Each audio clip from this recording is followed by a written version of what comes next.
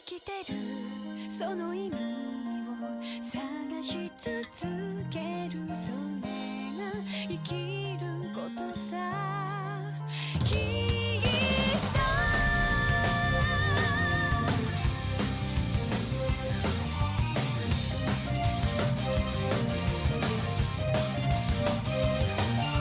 理不尽で矛盾だらけの世の中へこんだりくじけたりもするさだけどただ不満数えていたって思うように変わることはないさ泣きたくなった夜は涙がれるまで泣こう壁にぶち当たる時は別の道行けばいいからいつかは尽きる命だから今を諦めずにあがけ生きてるその意味を探し続けるそれが生きることさきっと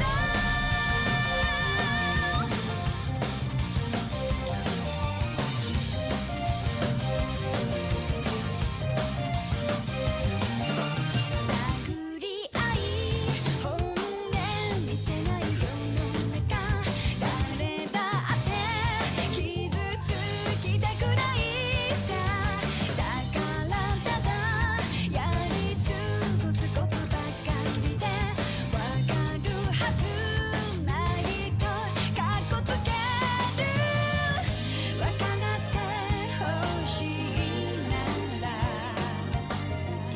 自分が心開け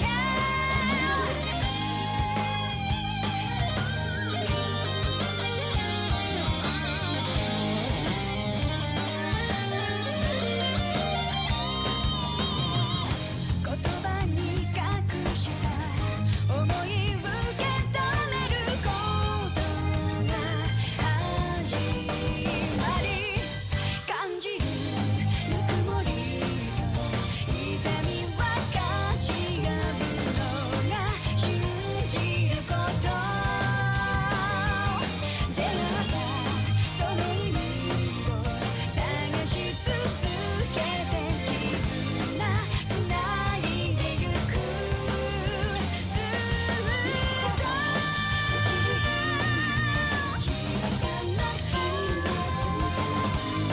今手離さない生きてるその意味を探し続けようそして生きてゆこう君と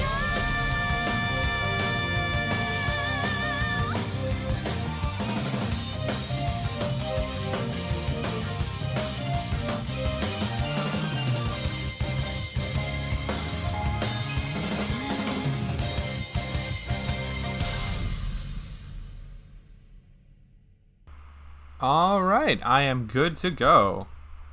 I totally timed it so I could finish at the same time as the song, by the way. Totally planned. 100%. You did a dishes speedrun and came back and nobody else was here? Yeah, you are the first one. To be fair, I am starting earlier than usual. Normally I'd start in like 30 minutes, or 30 minutes from now, but I decided to start even earlier because I wanted to make actual progress today. It has been a long trip through Azure, but yeah.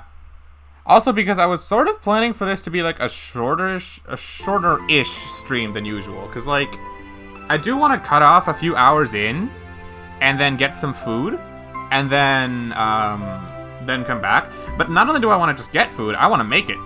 So I wanted my mom to like show me how to make some basic stuff. So like, I was hoping she would teach me how to make some spaghetti, but I don't know how, because like I don't know how to cook that stuff yet.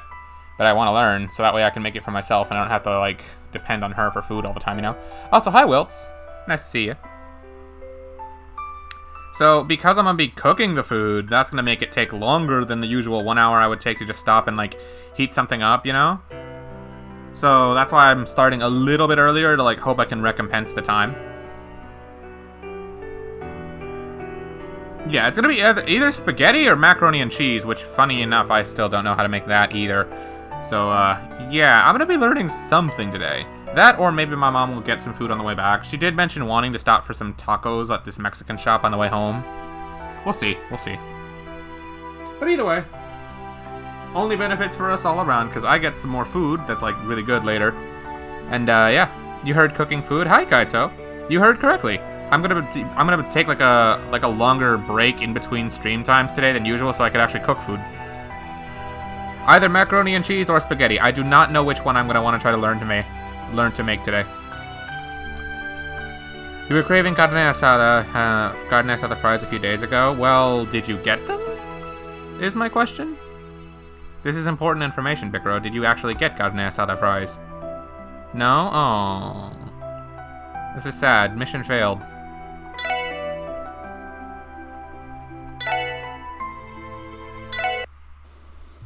Yeah. Anyway, this is kind of an odd one, because, we're at final bonding time, and you've got, like, 4 final bondings to watch.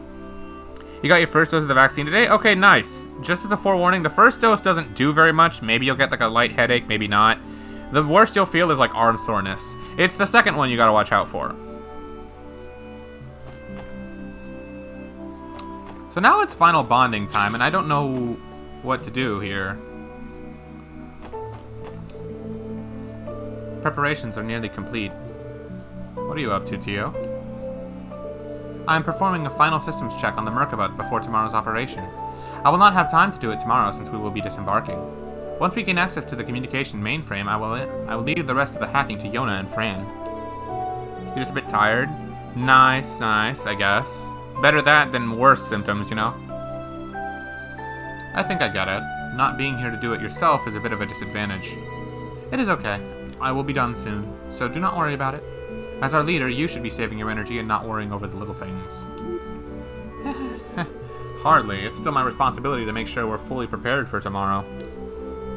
The stream is stuck only in 1080p. Yeah, if you're on mobile, that kind of sucks. I tried watching my friend Remdog the other day on mobile, because he's doing, Zelda stuff, but I just could not watch it because it was stuck at, like, some really high quality, and I don't know why. I don't know if there's some setting I could change that maybe it would help you watch it at lower quality, or what. Like, there has to be something like that, but I don't know what setting it would be. Because, like, watching at lower quality and with, like, consistent load times and frame rates is so much better than watching it, like, high quality. At least then you can listen to it on mobile, you know? But what's up, Spids? Just make sure to take your own advice and get some rest when you're done. I will. Same to you. I hope you rest well. I'll be good to hack tomorrow from the Merkaba while you guys are infiltrating the city. Hear me out. Do what you can to throw the city into chaos. If you cause a little confusion, it'll be a lot easier to create an opening on the net. Fair enough. We'll hold up our end of the bargain if you do. By the way, Yona, I hope you aren't planning to pull another all-nighter tonight. Maybe. I mean, I've still got work to do anyway. I'm a night owl. Yeah, my laptop, usually it lets you lower the quality. Yeah, I don't know what that's about, because I didn't mess with any settings. I don't know. It seems like Twitch just wants to be random with that. Besides, staying up till dawn is more energizing than getting crappy sleep. Listen, tomorrow is going to be a long day. There's no way you'll hold out if you stay up all night. Here's what you'll do. You're going to finish what you're doing here, march your hacker butt to bed, and get a good night's sleep. Alright, alright. I'll go to bed after I'm done. Just cool it with the cops there already. Lloyd being father of the year to more than one kid at a time is adorable. Hey, Stormy. The stream is being consistent for you right now, but you're like 30 seconds behind. Oof. Well, you know what I said last night? Or not last night, but last time I streamed? My intention is to watch Ellie, Noelle, and Rishia's final bonding, and then we're gonna save Scum back here, and then, as soon as I can, I'm gonna pick Wazi, and that's gonna be my canon choice for my run. Tomorrow is when we liberate Crossbell City, a Upon disembarking, I shall enter the city alone as a scout. Though I will not be by your side, know that I will rush there should anything happen. Thanks, 8. We appreciate the backup. And that reminds me, the wolves in the mountains will also be helping, right? Yes, I instructed them to lend their aid to the resistance force sent from the CGF. If they use the terrain wisely, they should provide worthy opposition for the Red Constellation. I think 2nd Lieutenant Muriel and the others will greatly appreciate the support. Yes, however, this is as much assistance as I can provide to you all. Ultimately, it rests on your shoulders to rescue Kia. As I'm sure you know, there are still many trials and tribulations standing between you and her. I know, but it doesn't matter. Nothing is going to stop me from reaching Kia, no matter what. Just you watch, Zate. Watch and keep looking out for us. So I shall. Show me what you can. Show me that you can. リーシャ、こんなところでどうしたんだ？ロイドさん、はい、明日の準備が整ったので少し考え事をしていました。いよいよ明日クロスベル市に潜入するんですね。そこまで長い期間離れていたわけじゃないのに、なんだか随分と懐かしい気がします。そうか、結界が消えたことでアイオンが都市の防衛に集中してるって話だけど。 Is that 69? That's gotta be 69. Oh no, that's 68. Okay, hold on. I'll edit it myself because I know Spids is like super delayed. Nope, that's 60. That's 68.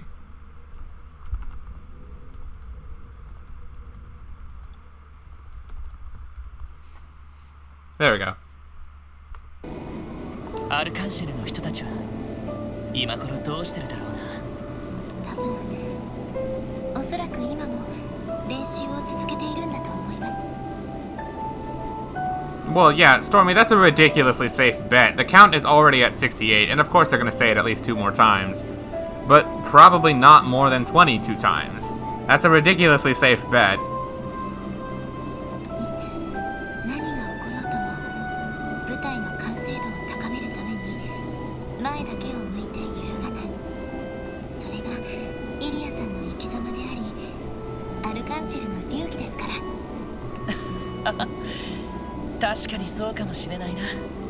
クロスベル市を解放してこの事件が一通り解決したら、イリアさんには会いたいですし、元通りアーティストとしてアルカンシェルで踊り続けたい。その意思はありますが、今はまだ分かりません。イリアさんやシュリちゃんと再会した時、何を言えばいいか。そうか。でもイリアさんもアルカンシェルの皆さんもきっと君を受け入れてくれると思う。難しいことは考えずにありのままのリーシャでいればいいんじゃないかな。ありのままの私。ロイドさん、この後私に少しだけロイドさんの時間をもらえませんか？え？ If you start up trails in the sky, be prepared for a long, wild ride, Kaito. 最近は自分でも気を張りすぎていたと思いますし、明日の作戦の前にちょっとしたおしゃべりをさせていただきたいんです。一通り準備を済ませたら、もう一度この甲板に来て改めてお話をしてもらえませんか？ああ、俺なんかでよければ。ありがとうございます。私はしばらくここで風に当たっています。急ぐ必要はありませんから、ゆっくり準備を済ませてきてください。 I'll head back to the deck once I'm done making my final preparations in the nap room. What did the others say if I was to accept their invitation? クロスベル市解放作戦。 Yeah. いよいよ明日に迫ったわね。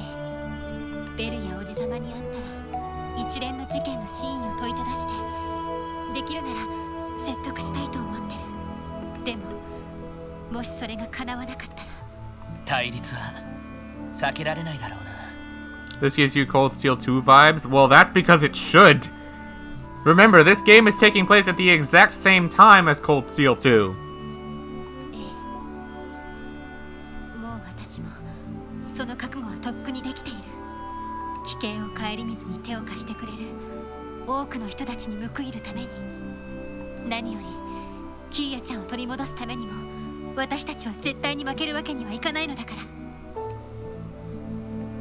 ら。なあエリー、そんなに一人で気負う必要はないんだ。ディーターさんやマリアベルさんは俺たちにとっても親しだから、その重みはエリーだけじゃなく全員で背負っていくべきものだと思う。ロイド、明日は一緒に頑張ろうエリー。俺やみんながついてるからさ。そうね。ありがとうロイド、おかげで気持ちが楽になったわ。どういたしまして。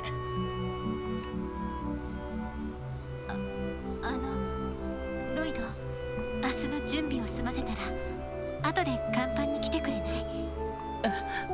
できればその二人きりで話がしたいななんて。 This feels rough because I already accepted Rishia's invitation. Like, you guys know my plan. The canon choice is gonna be Wazi, but we're gonna see all of them. 分かった。俺でよければ行かせてもらうよ。ありがとう。それじゃあまた後でね。リーシャに行けなくなることをちゃんと謝っておかないとな。Oh, Lloyd, thank God they did that off screen. There's no way I could look Rishia in the face and be like, I'm sorry, I don't think I could meet you. You guys are really gonna try to liberate Crossbell City. You're putting your lives on the line to fight this new system. If this fails, the narrative is going to be that the president was right all along. I hope you know. Winners write the history books, remember? Just like Calvard's bloody revolution, history tells us that the ends justified the means. I know. Everything comes down to tomorrow. We know it better than anyone. My bad, I didn't mean to put even more pressure on you. As a journalist, I have a responsibility to see how Crossbell's fate plays out and relay it to the people. But behind that, I'm still my own person, one that's rooting for you guys with all her heart. You are all Guy's legacy, after all. The SSS inherited his will and are fighting for what he would have. I don't know what to say, Grace. You can respond by giving it all you got tomorrow. Do it for Kia's sake, too. Of course we will. Tomorrow will be very difficult, Lloyd. My apologies for making you bear the burden of our state's future. Hey, Logan! Logan! Guess what? Good news! I just got an email from the people I bought Skyward Sword HD from. It arrives tomorrow night. That means as soon as we finish Azure, I can go straight to Skyward Sword.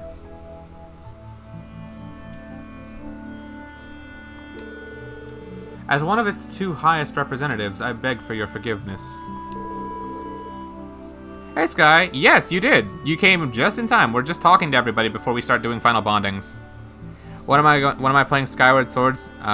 Sky, Sword. That depends on when we finish Azure. Because it could be as early as next Tuesday, or it could be as late as this, or as early as this Saturday. But for sure, I don't think this game will take me that long. Like, genuinely, I kind of want to, like, splice it in at the start, but, like, there's no reason to do that, because we're at the end of Azure anyway. So, if not this Saturday, then 100% by next Tuesday, for sure. But it will be soon. It just depends on when I finish this game, which who knows how long the rest of it is. Like, I've been told to estimate it to be about, like, 10 to 14 hours. So, around 2 more streams should be enough to see it done. Maybe 3, we'll see. You have nothing to apologize for, Speaker McDowell. If not for your willingness to make the declaration of invalidity, we would never have gotten this far. You played the role we needed you to. From here on, this is our fight. This is something we have to do. Thank you, but I hope you can at least accept my apology for this distraction tonight. If that is how you feel, I believe the mission to liberate Crossbell will be a success. I've already begun to think about what will come next. My hope is the confused citizens of Crossbell will be able to return to their peaceful lives as soon as possible. We hope so too. ワジ、アッパス、もしかして飲んでるのか？僕らもとりあえずは準備は終わったからね。君も一杯どうだい？おいおい、明日は作戦なのに大丈夫か？すでにいくつかグラスを開けちゃったみたいだけど。心配するな。ベントスに作らせたノンアルコールのカクテルだ。明日の作戦の進行には支障あるまい。ああ、アッパスがそう言うなら今回は信じて良さそうだな。一人で飲んでる時でも信じてくれて構わないんだけど。そうそう、一応君たちにも言っておいた方が良さそうだな。明日の作戦、法王芸家からも正式に参加の許可が下りたよ。そうなのか？隠密活動を主とするメルカバを大規模な作戦で運用するのは本来ならば避けるべきだが、大陸全土の混乱状態を考えればもはや多少の露見はやむを得まい。そうか、教会の判断に感謝するよ。とにかく決戦は明日だ。どうか改めてよろしく頼む。了解だ、リーダー。無論力添えはさせてもらおう。ああ、そういえばもう一つだけ君に伝えておくべきことがあったっけ？マジ？あの件は現時点では秘匿事項に入るはずだが。あれ？そうだったっけ？それじゃあできるだけこっそり伝えないといけないな。まあいい。ワジがそう言うなら仕方あるまい。なんだかよくわからないんだが。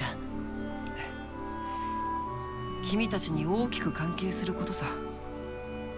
気になるなら後で甲板で待ち合わせて話してあげることもできるけど。 Everybody wants to talk to Lloyd on the deck and I can't tell anybody no, I'm too nice. When your dad gets a day off, he insists on being annoying. That doesn't sound fun.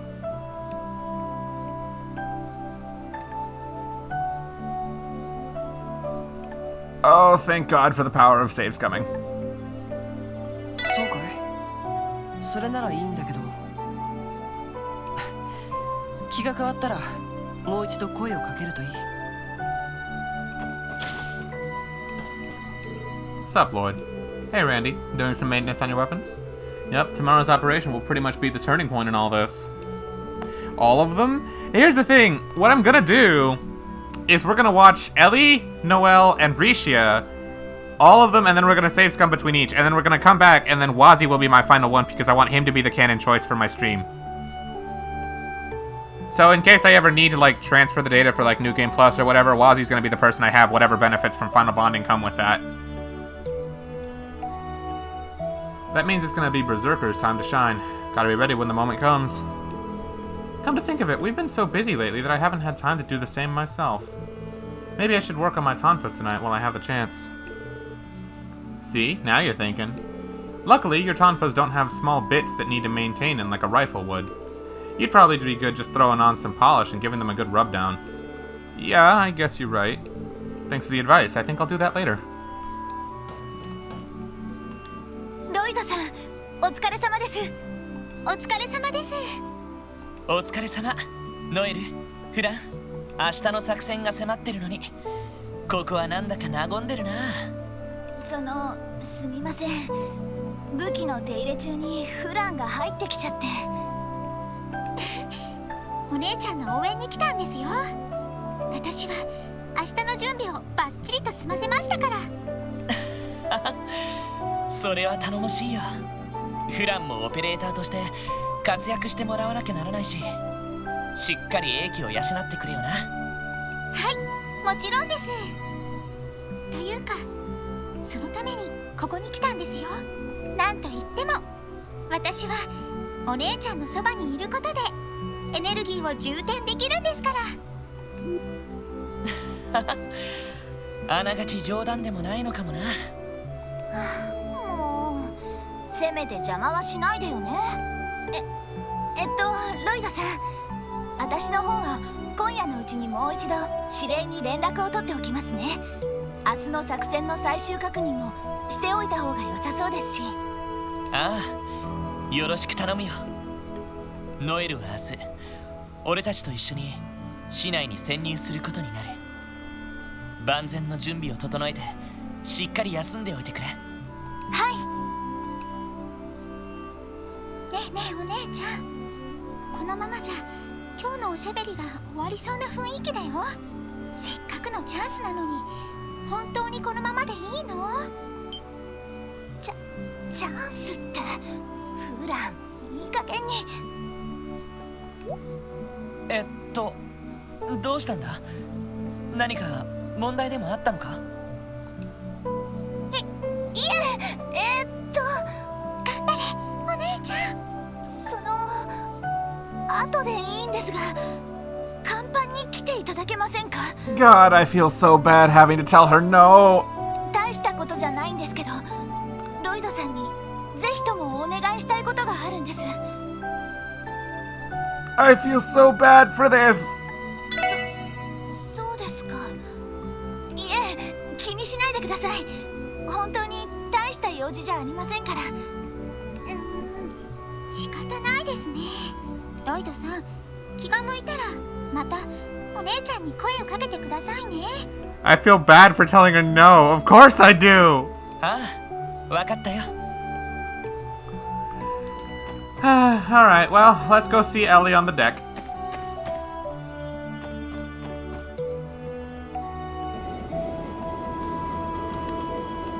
Oh, I guess I have to go to the nap room first. Alright, we're gonna see all the final bondings like I've been saying. そういえばエリーと話す約束をしていたな。どうする？明日の準備を済ませておくか。Speaking to the person you promised to will bring an end to your free time and the story will advance. Let's see this. The first final bonding. Lloyd then made his final preparations for tomorrow and went outside to the deck.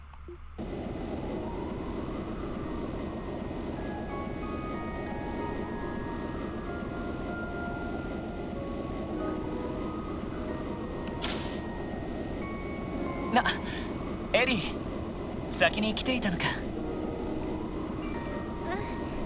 ロイド、お疲れ様。That was my phone, by the way. 明日の準備もう終わったの？ああ、一通りはね。さすがに万全とは言えないけどさ。不思議ね。こんなにも危機的な状況なのに、なぜか不思議なくらい心が落ち着いているの。ベルのこと、おじさまのこと、キーヤちゃんのこと、不安なことや心配なことはいくらでもあるのに。そっか。俺も同じかな。腹がくくれたというか、やるべきことが見えたというか、これもエリーやみんなのおかげだと思う。ありがとう、本当に。お礼を言うのはこちらの方よ。本当なら不安と焦りで潰れていてもおかしくないのに、あなたがいてくれたから私は今ここでこんな風に立っていることができる。ありがとう。本当にあなたがいてくれてよかった。エリーお役に立てたのなら光栄かな。少しはリーダーとしてみんなの頼りになれるくらいには成長できたってことか。あなたはとっくに私たち全員のリーダーよ。でなかったらこんなところまでみんなで来られなかったと思う。でも私が言っているのはそういう意味じゃないわ。今回の事件どう決着したとしてもクロスベルは大変なことになるわ。多分私たち支援家も今のままではいられない。それぞれがそれぞれの力を最大限に活かせるような立場で努力していく必要がある。クロスベルを立て直すために。ああ、俺はこのまま警察で、ランディは多分国防軍が警備隊に戻ったら協力を要請されるかもしれない。ティオは財団に戻るかもしれないけど、もしかしたら動力ネット方面で、そしてエリーは有事における行政外交方面での危機管理、多分私に求められるとしたらそういった知識と能力だと思う。そして私はこれまでの留学でそうした勉強を積み重ねてきたわ。まさに今回のような事態に対応できる力を手に入れるために。そうか。よかった。少しはそんな風に寂しく思ってくれたみたいで。大丈夫、エリーならやれるさなんて励まされたらどうしようかと思っちゃった。But Crossbell will soon be no more, though? Well, we don't know what happens after the fact. Sure, we remember from Cold Steel 2 that the Empire invades, and then they basically claim Crossbell as one of their territory because of they have Reen's, they have Valimar, basically. So we know that happens. But that doesn't mean that Crossbell completely ceases to exist. They still let Crossbell exist as Crossbell, but it's just part of the Empire. It loses its independence. We don't know what happens after that, don't forget. The story doesn't end there. We have Cold Steel 3 and 4 to look forward to. So technically, no, we don't know the ending to this story. 本当ならそんな風に言えなきゃダメなんだろうけど、そう簡単には割り切れないみたいだ。それはどうして？ティオちゃんやランディがいなくなるのと同じ理由で。それは答えて、ロイド。今私に不安があるとしたら、あなたがどう答えるのかだけ。もう分かってるんでしょ。どうして私が話がしたいって言ったのか。エリー、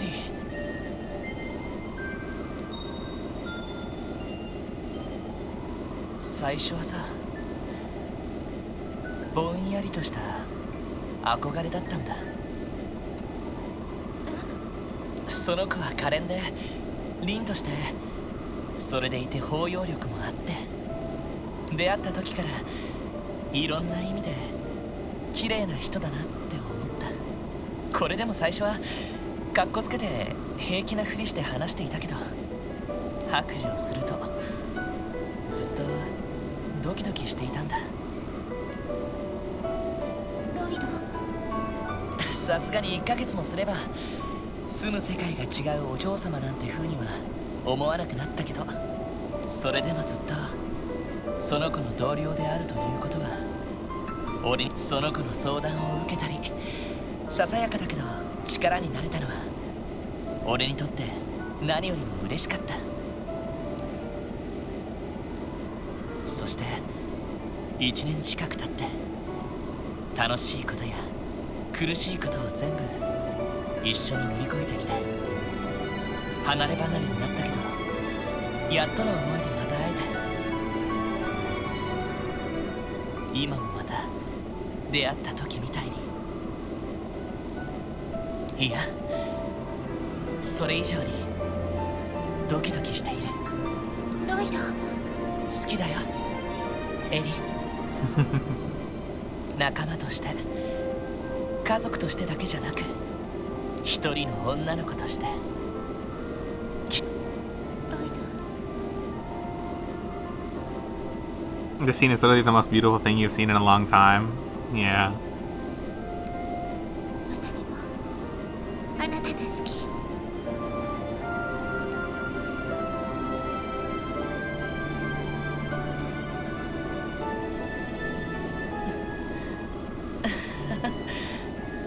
あの時の続き、やっとできたかな。ずっと待ってた。ごめん、待たせて。 Feels more canon than any other ship in Crossbell. Well, yeah, it had 2 games of setup, and their final bonding from 0 actually led into this. たとえ仕事で同じ道を歩けなくなったとしてもずっとお互いを必要とし支え合って前に進めるようなそんな関係になってくれるか。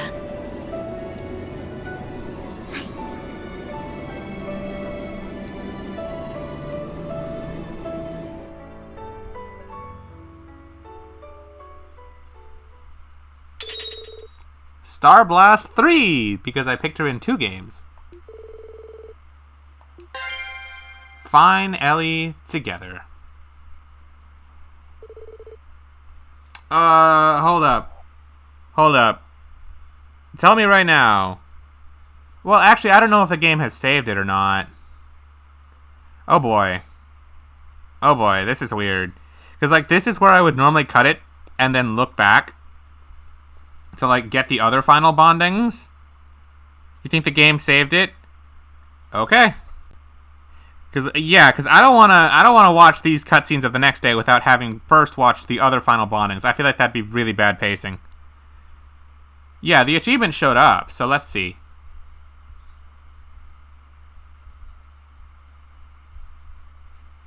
My lord, I have so many programs open right now.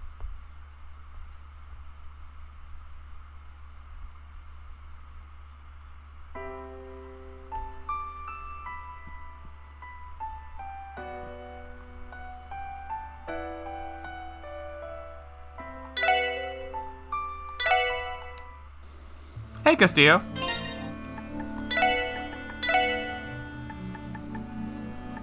No, Spids, it did not.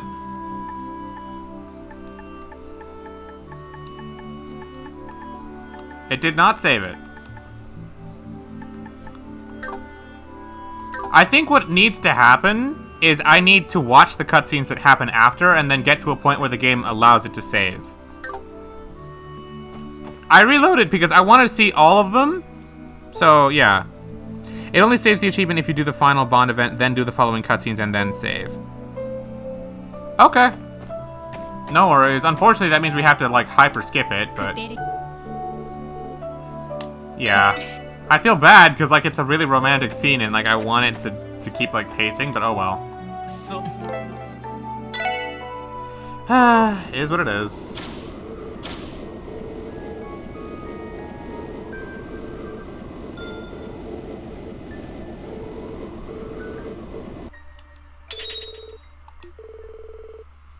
Well, now we know for the others. Now we get to see all of them. And each time I'm just going to skip this next batch of cutscenes, by the way.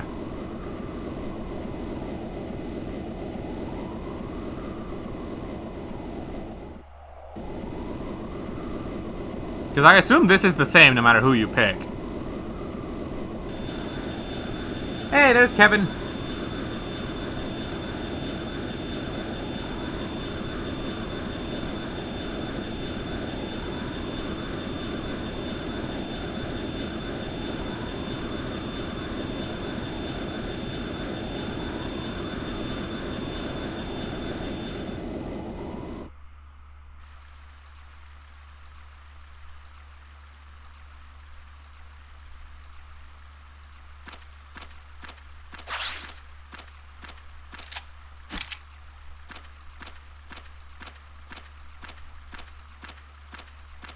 作戦を開始する。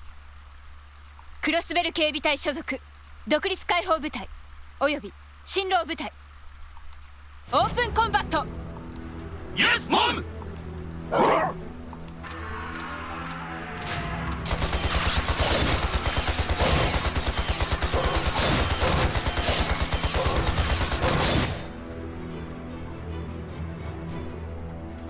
Morgana! 来たか。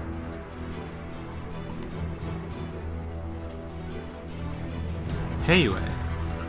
迎撃を開始する。相手は白衛戦の達人どもだ。クーガーを出して距離を保て。やあ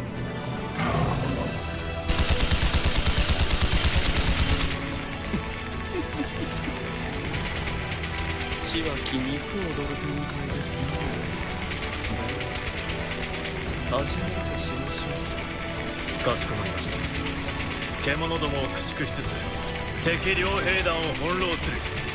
狙撃に気をつけながら懐を食い破れ。はっ。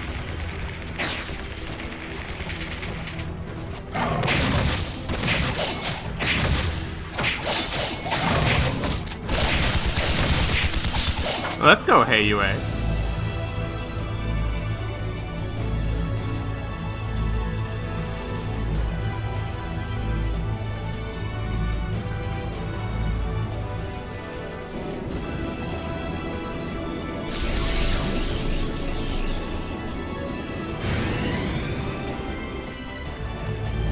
Did I hear the audio? Not yet. When I got home, I forgot about it. Kevin's gonna distract the Ion from the air, so someone else has to distract the one on the ground.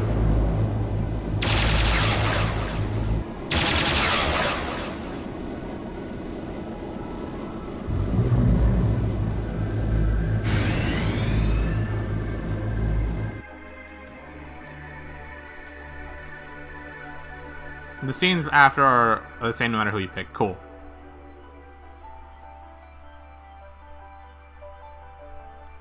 北口と東口では戦闘が始まったみたいだな。なあ、やばくないか？これでソーニャ司令の部隊がこっちに攻めてきたら。大丈夫だろう。政治的な問題が決着するまで静観するって話みたいだし、とにかく蹴りがつくまで俺たちはただ待ってりゃいいさ。そんな日和美さんの考えでいいのかしら。 Ren? Don't tell me her, Estelle, and Joshua came back! なんだ? Are in the game after all? Oh my god, they're here! どこかで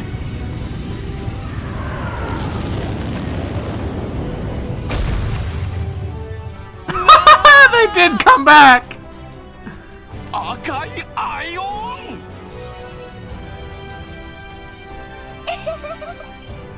ごきげんよう。でもこのパテルマテルをあんな人形さんたちと一緒にしないで。はるかにかっこよくて頭がよくて。まさか敵なのか？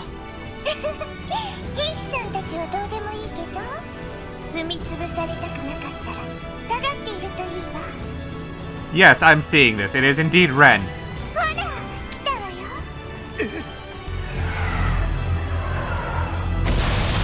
Yeah, that thing doesn't care about its own friends. Potter Motter versus the Blue Ion. One-on-one, hand-to-hand. 青色のアイオン。来たわね。Haha!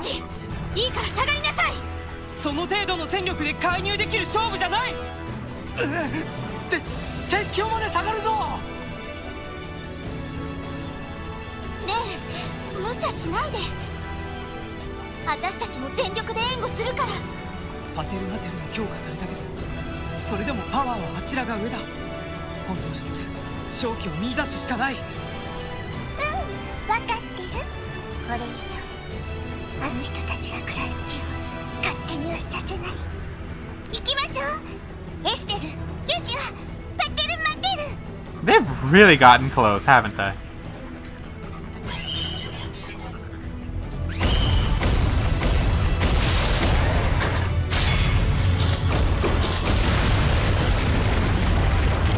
We could have used Tita's help.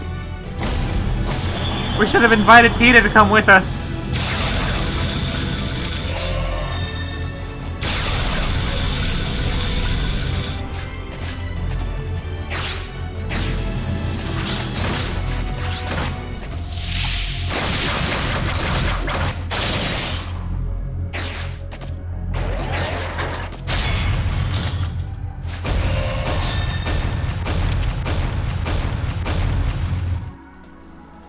All right.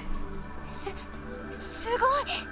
ツンツン頭の神父が言ってた助っ人ってのはエステルちゃんたちだったのかよ。ああ、本人たちたっての希望でリビングから連れてきたらしい。 So that's why he was off. I was wondering what Kevin was doing this whole time. それよりチャンスだね。高学名祭を解除しつつ南口に降下する。船底のハッチから降りるがいい。わかった。よろしくお願いします。エイドスの加護を。皆さんどうか気をつけて。私は上空から取材をさせてもらうわ。ま、こっちも動力ネットからバックアップはしてやるぜ。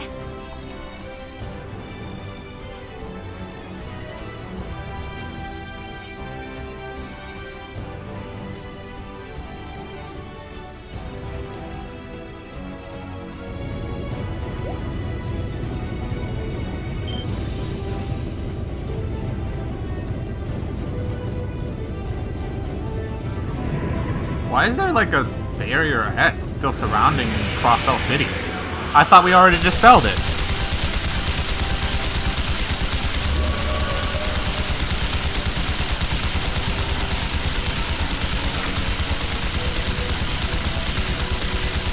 Well, we can just go right into it, I guess.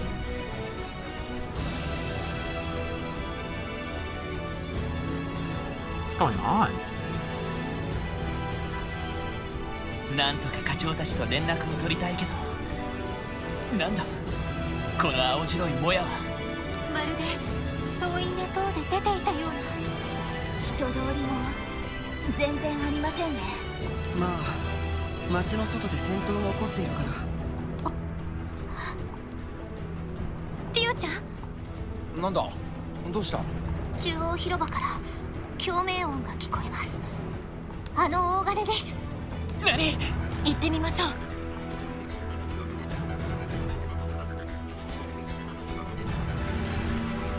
Is this when we see the Azure Tree?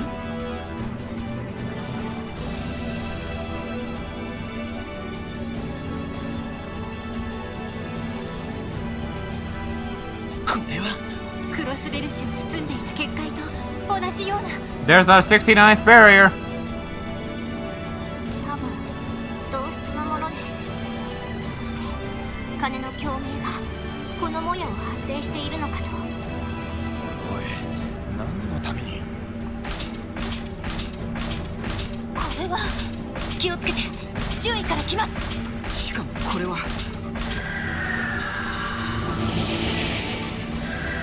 These aren't archaisms, though. They're just monsters. 星見の塔にいた。 I think. 同じ魔導のゴーレムですが、はるかに危険そうです。とにかくぶっ倒すぞ。ああ、撃破する。敵出現やっちゃいましょう。 Well, I don't know what they're weak to, but we're just gonna go with this. はい。 Can't get anyone, but I can... Don't have that. What can I do that's good value? They look like toothpaste? You know, the coloration, I can agree. Ow.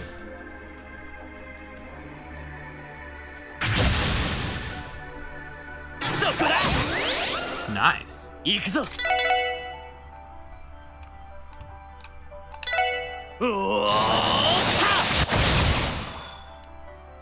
私の番です。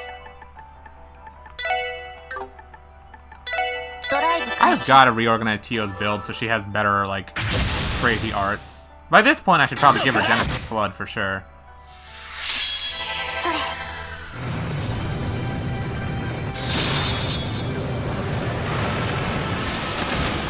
Oh, that's dead! Holy shoot! You'll just see Tio do 15k damage each? やれやれです。 Oh my lord! Tio's not playing games.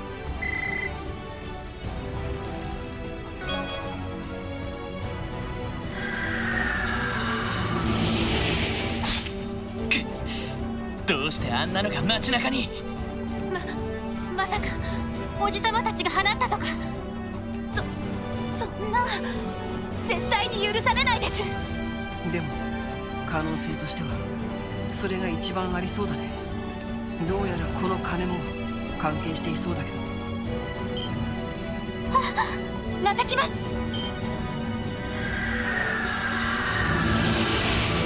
5, し huh? まった。やばいな。なんとか突破しないと。 Dudley. Yeah. 課長、ダドリーさんも。やっと来たか。話は後だ。こちらについてこい。はい。合点承知だぜ。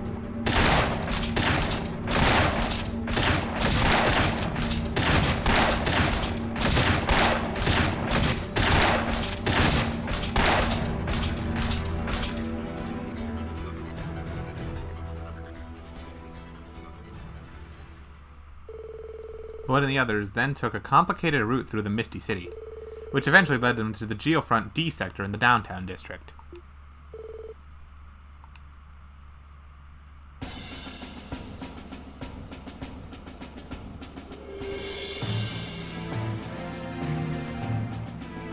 Ah, ティオ君が無事でいてくれたなんて。しかもヨナ君も無事解放されたんだって。もうこれで思い残すことはないよ。主任、感激しすぎです。でもご無事で何よりでした。はあ、ティオ君が僕の無事を喜んでくれるなんて。1日100回以上エイドスにお祈りを捧げた甲斐があったよ。さすがにうざすぎです。それにしてもよくこんなに集まりましたね。やっぱり大統領への反感が高まってるってことだ。ま、当然だろう。昨日だっていきなり全市内に戒厳令と外出禁止令が出されてな。その後青白いもやが立ち込めたと思ったらあのありさまだ。もはや断じて見過ごせる状況ではない。さすがに逮捕令状は取れませんが、現行犯逮捕という形で大統領一派を抑えるしかないでしょう。はい。そうですね。市民の安全はどうですか？今のところ戒厳令と外出禁止令におとなしく従っているようです。街の外で戦闘が起きているのも影響しているのではないかと。でもいきなりだったから備えのない市民も多いみたいでね。市民会館やホテルなんかに避難している人もいるみたいだし、かなり困ってるんじゃないかな。なるほどな。一刻の猶予もありませんね。しかし大統領一派を抑えるとなるとオルキスタワーを攻略する必要があるってわけだね。ああ、すでに大まかな段取りはできている。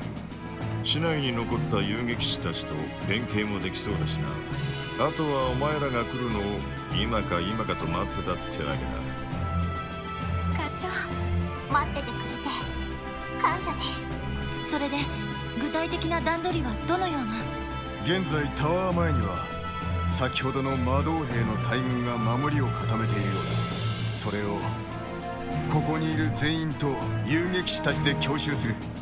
その隙に突入チームが車両でオルキスタワーに突入。そのままタワーの制圧を開始するっていう段取りね。なんていうか I agree. かなり強引な段取りだが勝算はあるのかよ。どうやら国防軍のほとんどは市外に回されているらしい。おそらくタワー内にいるのはアリオスをはじめ少数のはずだ。ジオフロントからのルートは相変わらず封鎖されとるからな。この辺りが現状で取れる最善の策といったところだろう。なるほど。そうなるとその突入チームというのはもう決まってるんですか？いや、これからだが。お前たちまさか。ええ、できれば突入チームは俺たちに任せてください。タワーにいるキーヤをこの手で取り戻すためにも。ああ、そいつばかりは他の連中には譲れねえな。タワー内のセキュリティなら私がいれば役立ちます。私もベルやおじさまを直接問い詰めたいと思います。一度国防軍として彼らに加担した身ですけれど、だからこそ放っておけません。まあこのメンツだったら修羅場もくぐり抜けてるしね。チームワークのことを考えるとうってつけなんじゃないかな。きっとお役に立ってみせます。お前たちやれやれ、あのひよっこどもがすっかりいっちゃまの顔になったもんだ。課長。ま、いいだろう。突入チームはお前らに任せる。だが全ての段取りが整ってるわけじゃなくてな、もう少し待ってもらうぞ。というと、オルキスタワーへのハッキングを進めている最中なんだ。あと1時間ちょいでアクセスが可能になるはずさ。本当ですか？ああ、そうなれば突入チームへのバックアップもしやすくなるし、それとギルドや各方面にも改めて連絡を入れる必要がある。とにかくお前たちが突入チームに回るという前提で最終的な段取りを詰めるぞ。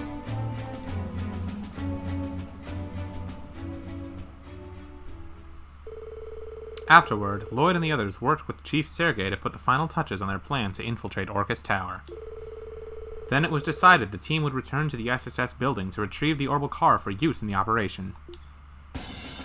それじゃあ、ダドリーさんも突入チーム。Let's go!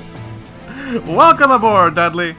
ああ、通商会議の警備でオルキスタワーの構造にも通じているからな。市街地を行くならある程度案内もできるだろう。それに大統領の逮捕ともなれば支援課だけに任せてはおけん。やれ、またかよ。もはやお約束ですね。でも助かります。突入に使用する動力車ですけど、本当に支援課の車両を？ああ、現時点で一番馬力とスピードの双方を併せ持っている車種だ。You suggest bringing Rishia and Wazi when you can roam around town before going to the orbital car? 市街地を強行突破するにはまさにうってつけだろう。確かに。まあ支援課に残っているなら利用しない手はないよね。Well, it's gonna get all scratched up!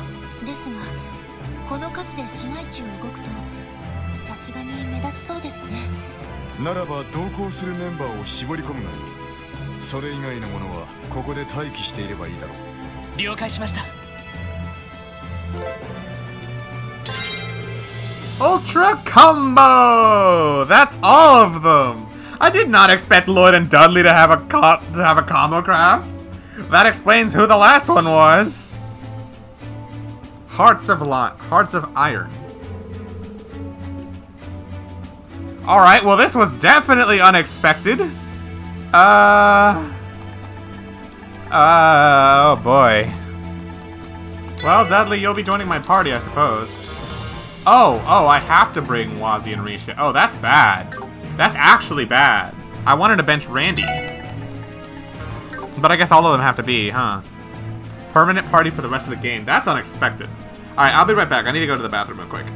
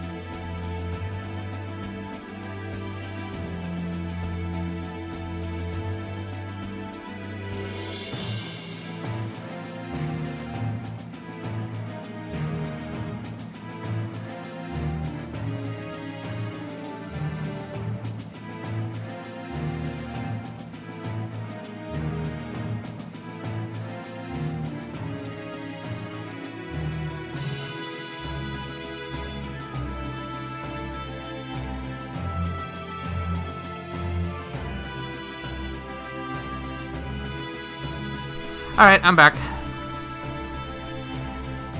Sadly, you can't remove the OGG, the OG SSS. Yeah. I mean, I think it's sadly because I would have benched one of them for Dudley.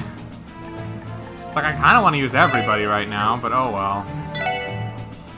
I guess I have to put Ricio away for the time being because I want to see what Dudley's got.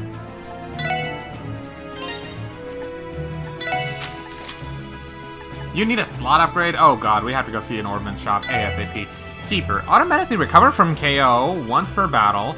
Attracts enemies' attentions. Area of effect around character is small. I don't know if I like that. But the auto revive is nice. Kind of weird for you to have this, though.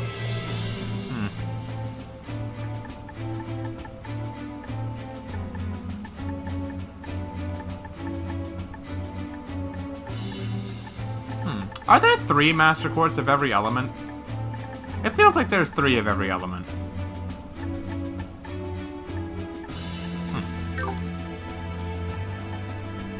Ingenuity, defense. He comes pretty nicely decked out. Okay, so we can finally check the records. Lloyd and Ellie's right there. Oh, there's Ellie's. Learned every combo craft. Finally. Alright, well.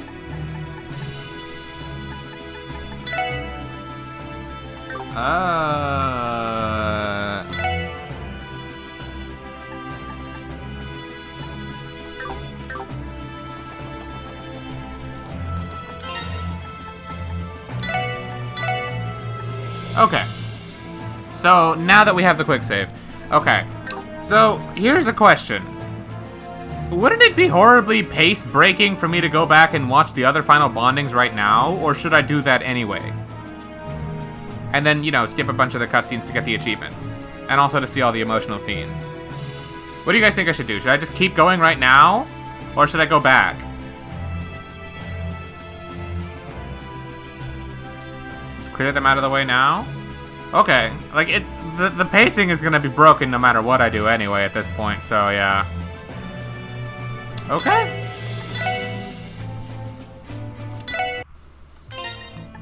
Let me double check real quick. Have these. No, I don't.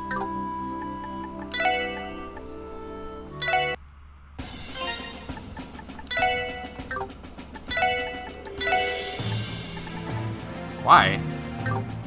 Hold on.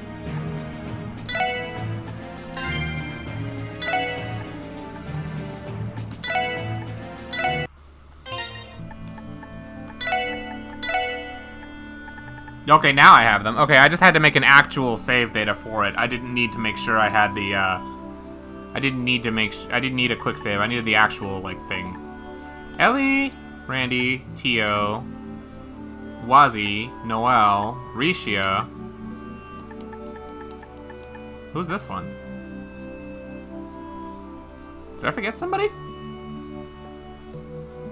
Zate? Zate doesn't have a final bonding.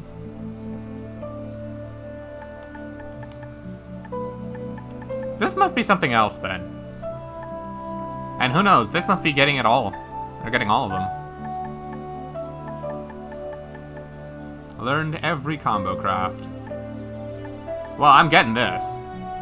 The last 2 are for the NPC bond convos maxing out. Oh. Oh, yeah, well, good luck getting all of that. I don't know if you got them all since you slacked a few times and didn't want to do them.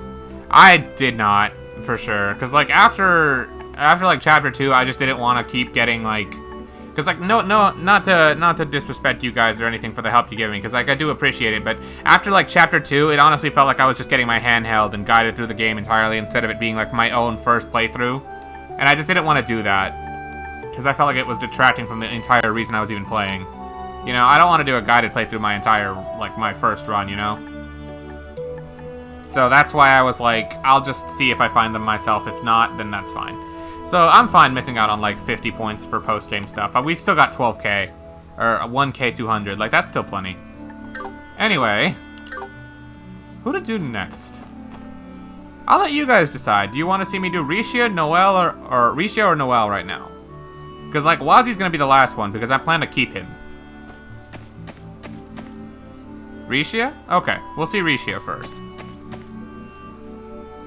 Okay, I got one Rishia, one Noel.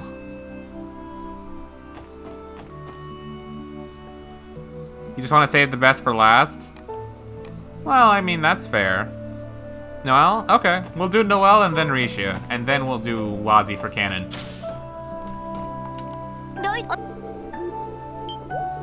We've already seen this, by the way. Alright, Noel it is. Ah, わかった。ノエルが頼み事なんて珍しい気がするけど。やったね、お姉ちゃん。それじゃあ私ももろもろの用事が済んだらそちらに向かいますね。I'm glad I'm gonna get to see this, because I picked her for the intermission stuff, so it's nice. I picked her for a lot of stuff in the intermission.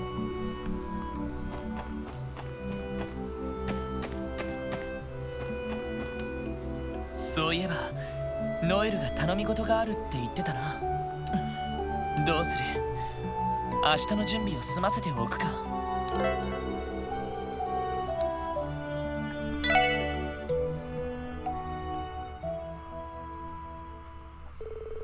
Lloyd then made his final preparations for tomorrow and went outside to the deck.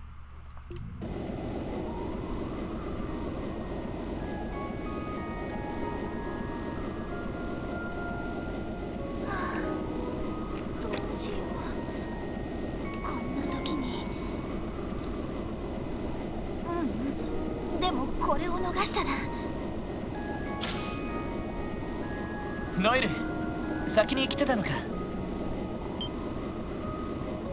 ロイドさん、お疲れ様です。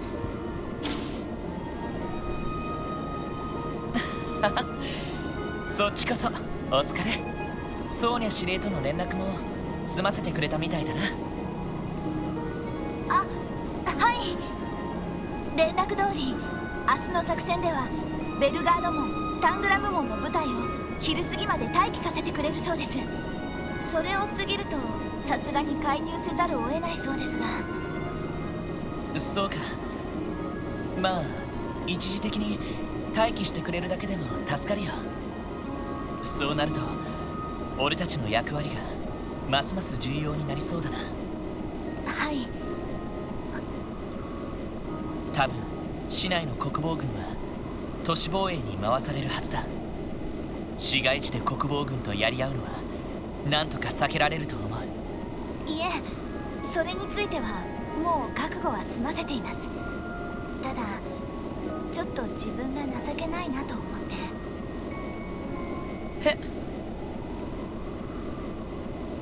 本当は独立国や国防軍なんて間違っていると思っていたんです。でも私はミレイユ先輩のようにレジスタンスに身を投じる気概もなく、ただ大きな流れに従うだけで、自分がいかに警備隊っていう狭い世界でしか生きてなかったかって思い知らされました。せっかく支援課に出向する機会を指令がくださったのに。それは誰だって同じさ。俺だってキーヤやみんなのことがなければ大きな流れに逆らえなかったと思う。もともと大それたことができるような性格じゃないしね。とてもそうは思えないんですが、そうじゃなかったら君は俺がもらうなんて。いえ、何でもありません。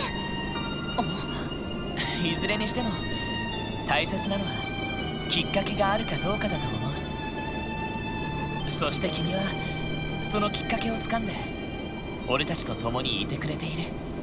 それが正しいことなのかどうかは俺が決めるわけにはいかないけど、すごく助かっているし、何よりも嬉しいよ。ロイドさん、落ち着いてノエルシーカー。演習の時みたいに迅速かつ的確な状況判断と指揮のコントロールを。そういえば何か俺に頼みがあるって言ってたけど、何なのかな。はい、それなんですけど、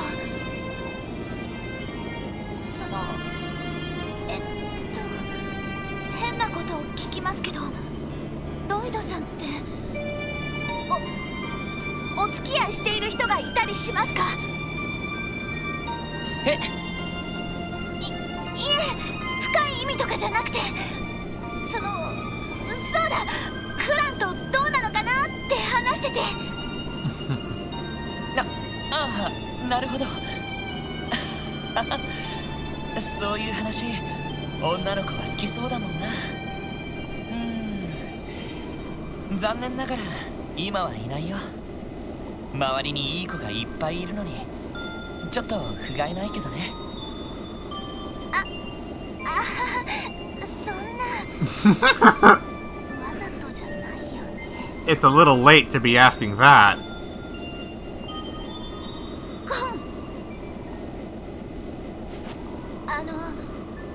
でしたら、これをしばらく預かっていただけませんか？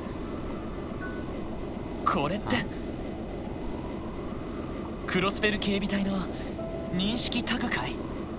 はい、国防軍に切り替わった時にいらなくなったものですけど、なんとなく捨てられなくってずっと持っていたものなんです。そっか。でもどうして俺に？正直明日の作戦は厳しいものになると思います。もし私に何かあった時に、いえ、無事任務を遂行できるよう験担ぎに持っていてほしいんです。ノエル、分かった。喜んで預からせてもらうよ。ありがとうございます。Is this like a cultural thing in Japan, maybe? Where like giving someone your tag like that is a symbolic kind of thing? 別に礼を言われるようなことじゃないさ。それにノエルも俺たちと一緒に行動するわけだし、くれぐれもピンチの時に自分一人が犠牲になろうだなんて思わないでくれよ。どうして？そのくらいわかるさ。さっきも言ったように、俺たちを捕まえたことについては全く気に病む必要はない。あくまで支援家の仲間として一緒についてきてほしいんだ。Lloyd's such a good guy. ロイドさん。はい、わかりました。しかし自分のタグを誰かに預けるか。なんだか恋人同士の習慣みたいだな。Lloyd! Come on!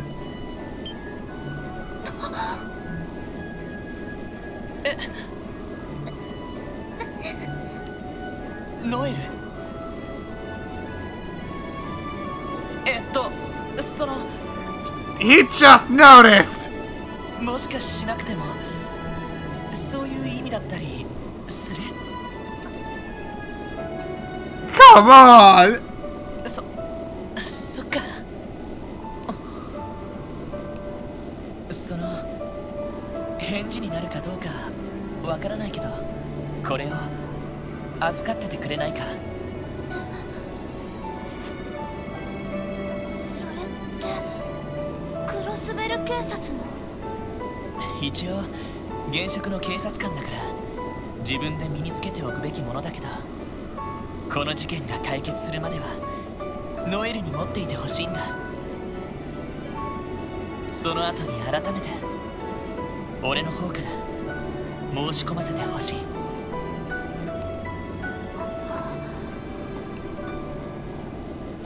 Well, 喜んで。 at least he did notice. And at least he's honest, because him and Ellie sort of have a thing going, but it hasn't been, like, confirmed yet. Yeah, that's all. Noelle doesn't know she's canonically about to be cucked by Ellie.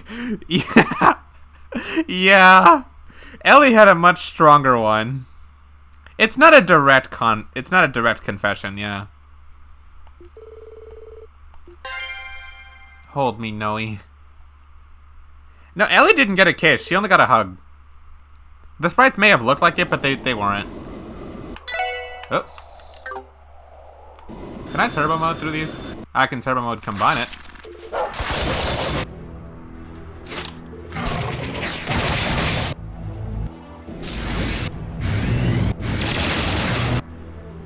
Maybe I should speed up turbo mode too. Yeah, that was not as good of a conversation as I would have expected. But like, it was still solid. Plus, at least Lloyd's like honest, you know? Yeah, I gotta do the battle again, but it's not gonna be that bad because Tio's just gonna like time spell and then we're gonna like, then we'll just kill them, you know?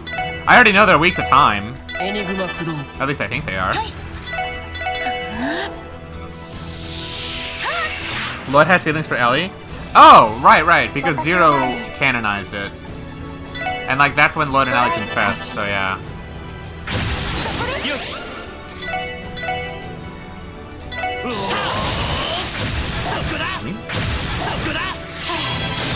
Goodbye.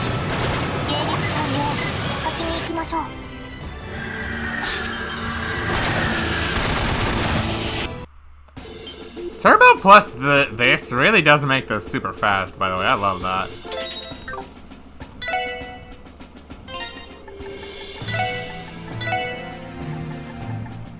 Yep, there's Noelle. I always saw Noelle's Bond event as Lloyd planning to let her down gently when the time is right, and not wanting to go, yo, I have feelings for Ellie to kill Noelle's morale before the big final battle. I don't think so. I can't do Randy. No, I didn't unlock Randy and Tio. I knew I wasn't gonna pick them. I wanted to have the choice between whoever I was debating. It was gonna be either Ellie or Wazi for a little while, and then I found out Rishia had one, and I'm like, you know, I love Rishia, so yeah.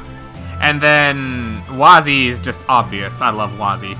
So yeah. Unfortunately, no, I can't pick Randy or Tio because I didn't do enough events for them because I knew full well that out of the 6 of them, neither of them was going to be who I picked. I knew that for sure. I thought originally I was only going to pick one, but after doing it all, I was like, well, I want to see all of them, but I know I'm going to pick Wazi for my final choice. So yeah.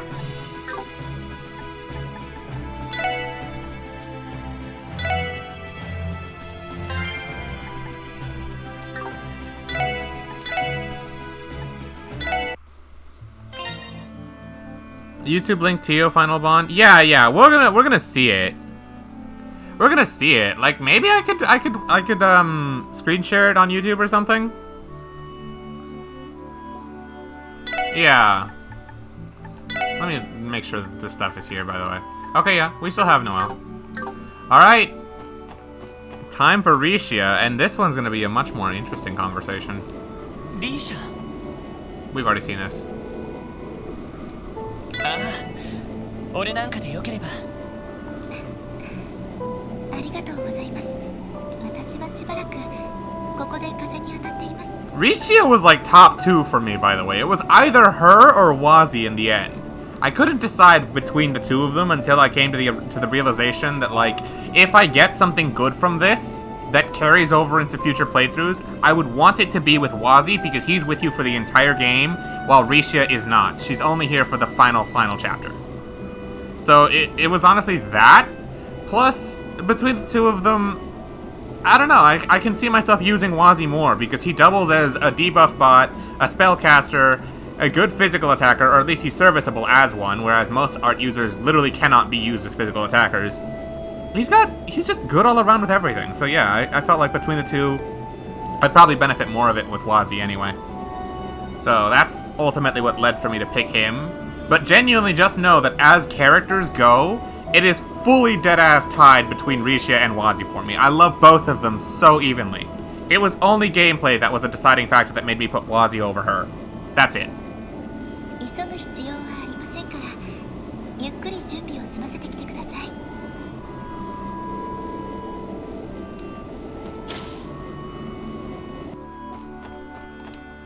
そういえばリーシャと話をする約束をしていたな。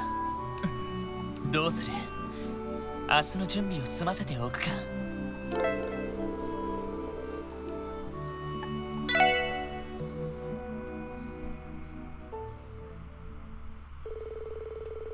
Lloyd then made his final preparations for tomorrow and went outside to the deck.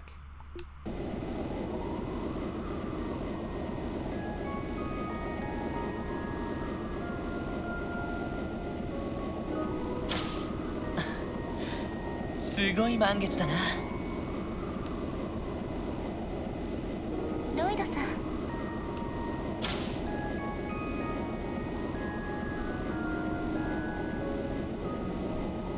ん、なんだか君と話すときはいつも月が綺麗な気がする。やっぱり月の姫を演じているだけはあるのかな。月は光にして影。多分それは私という存在が月に似ているからだと思います。本来は日の当たる場所に出てくるはずのなかった存在。でも君はこのクロスベルで光をつかむことができた。それは確かだろ。はい、もうそのことを否定するつもりはありません。ですが私という存在を作った流れは深く底知れないものがあります。陰という一子相伝の流れ、父から受け継いだひそやかな道は。前もそんなことを言ってたな。差し支えなければ聞かせてもらえないか。 Is that really a thing in Japan? Huh, didn't know. クロスベルに来るまでの君を、俺の知らないリーシャ・マオを。はい、なんとなくロイドさんにはいずれ話すことになるような気がしていました。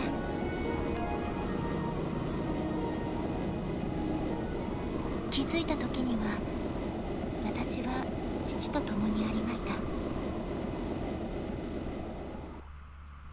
母の記憶はありません。多分陰の道を私に受け継がせるために父が遠ざけたのだと思います。ですが私にとってはそれが普通で、過酷な鍛錬も暗記や武術の修練も淡々とこなしていただけでした。各地を転々としながら日曜学校に通い、人と接する術もそこで得ました。父は厳しくも優しくもなく、ただひたすら教えるだけでした。 That's sad. それというのも陰として受け継ぐことが膨大すぎたからです。それは代々の陰の記憶。どのような状況でどんな工作を行い、どんな標的をどのように仕留めたか、時代を通して同じ存在であるため、その全てのあらましを受け継ぐ必要があったんです。全てを受け継いだ時、私は陰そのものになりました。と言っても父が存命である限りは陰になることはありません。陰はただ一人。それは変わることがないからです。しばらくの間、父の帰りを待ちながら穏やかに過ごす日々が続きました。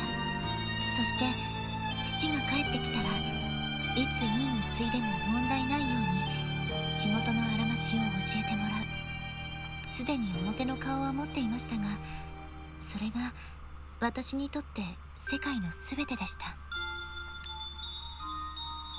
その世界が崩れたのは父が不治の病に倒れてからです。代々の陰の中でも卓越した力を持った父でしたが、病魔からは逃れられませんでした。さりとて抗うこともせず、延命のための手術も受けず、 Why? ある日私を呼んで命じました。自分を殺して陰を継ぐようにと。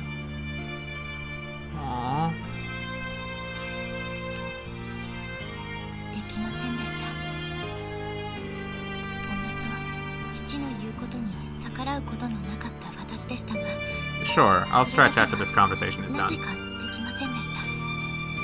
およそ父の言うことに逆らうことのなかった私でしたが、それだけはなぜかできませんでした。私は初めて怖くなりました。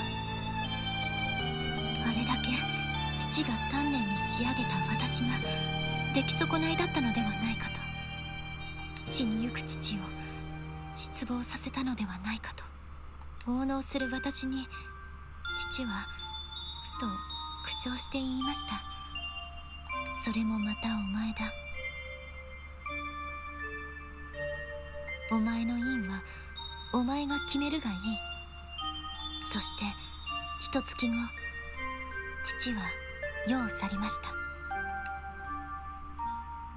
そして私は因となりました。父の持っていたコネクションを継ぎ、国威と内向で体型をごまかし、父の腕には及びませんでしたが、滞りなく仕事を再開できました。お前の因はお前が決めるがいい。 And she feels like she has to carry it out even though no one forced her to anymore. That's what happens when it's imprinted upon you from birth. 父の言葉の意味もわからぬまま、ただ淡々と流されるようにして、そして2年が過ぎ、私はヘイユへと長期契約を結びました。カルバードの西端、貿易都市クロスベルの派遣ダッシュに協力するという契約を。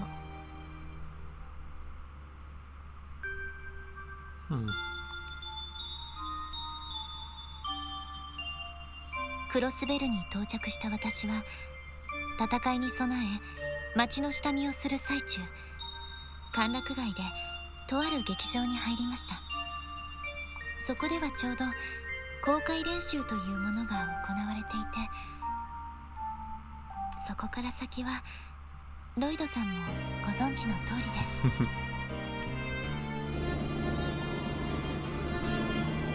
です。そっか。その時にイリアさんに目をつけられたってわけだな。最初は理由をつけてなんとか入団を断ろうとしたんです。 She probably wasn't having any of it.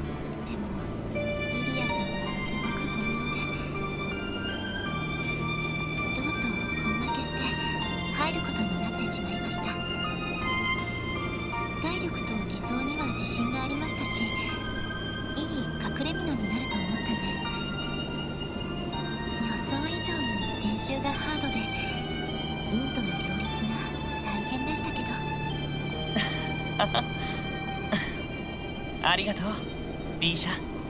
聞かせてくれて嬉しかった。聞いていて面白い話ではなかったと思いますけど。 Oh, not at all. It was a very interesting story. でもこれが父と祖先から私に受け継がれた道です。アルカンシェルという光を手に入れたとしても、その道を完全に捨てることは多分私にはできないと思います。そうか。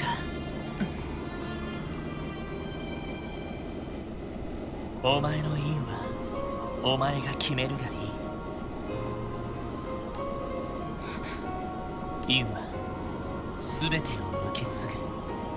アルカンシェルという光を君が見出してしまった以上、因もまた光という側面を受け入れざるを得ないんじゃないか。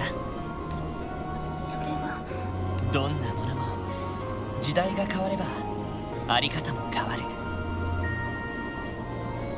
いや、変わらざるを得ないんだ。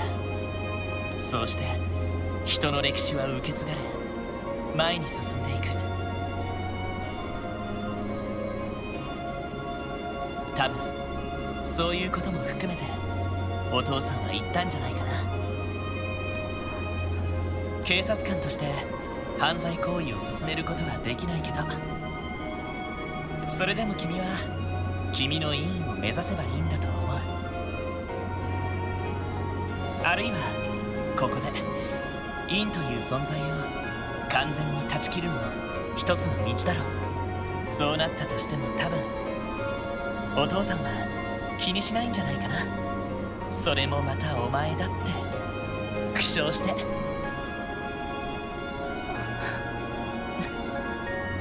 いいお父さんじゃないか。普通の家族とはちょっと違うけどちゃんと娘を愛していた。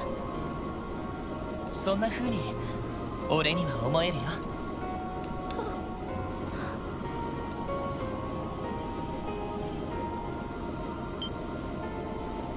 どうしてお父さんが亡くなった時も涙なんて全然こぼれなかったのに。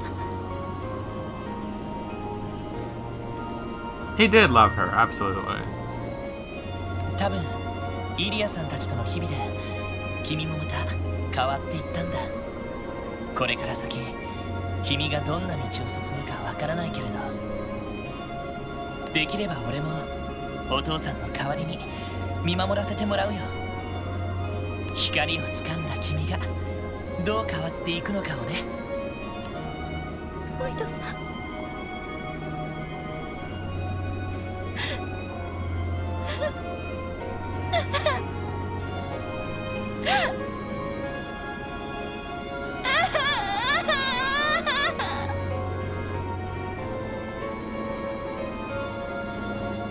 That was touching.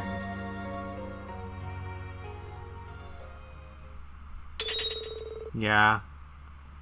That was a very, very touching one. Now that's more like it. Some people consider that event romantic, by the way, even though it's not romantic at all. It kind of is. Just a little bit. Just from talking under the moon together.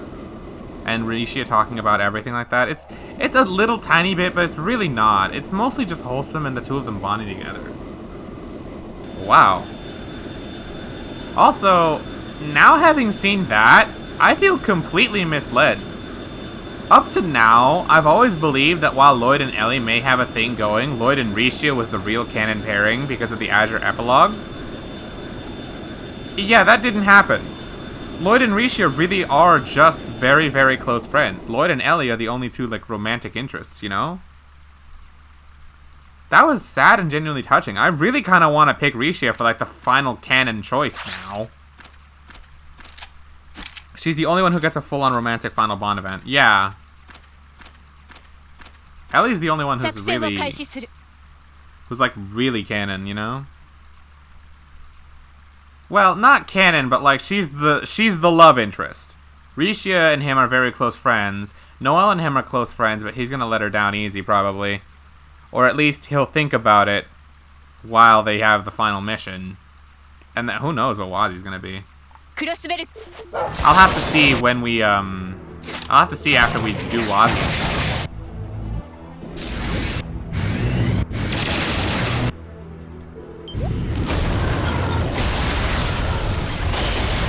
All this chaos happening.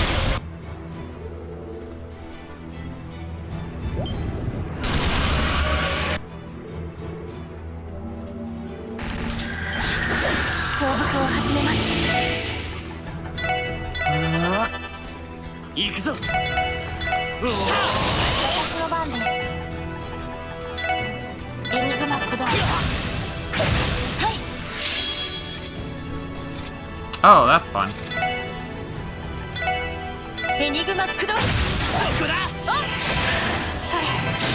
Well, they're dead, so Wazi can kill you.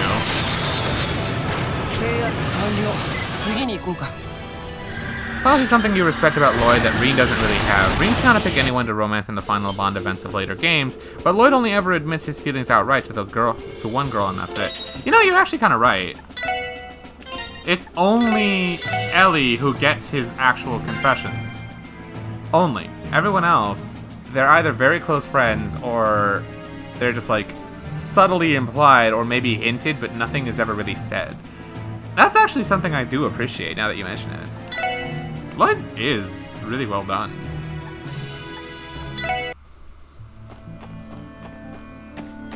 And now for the final Bond event of our night.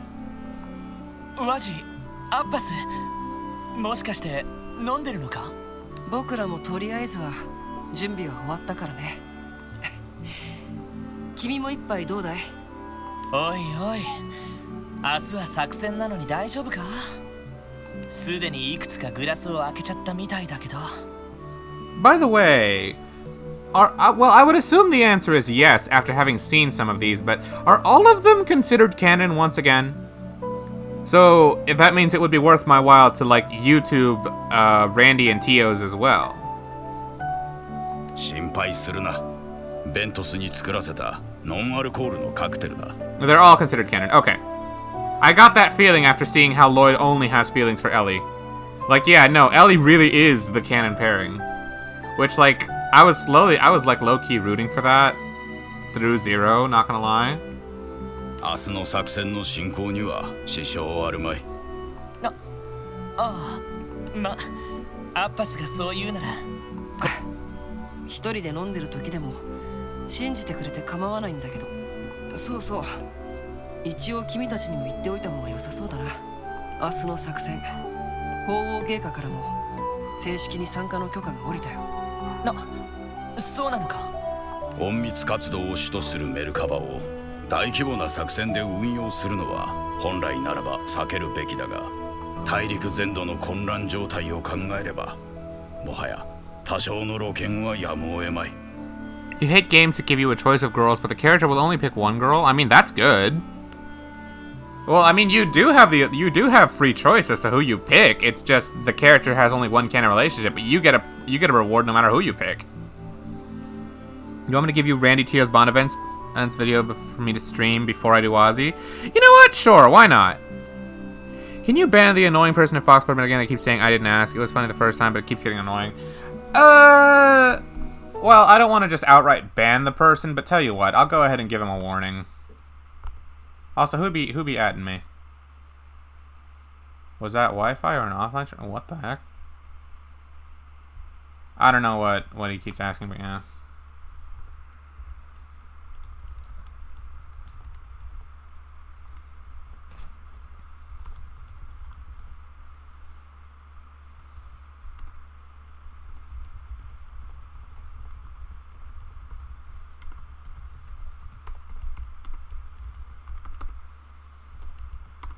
Also, I'm just handling this real quick.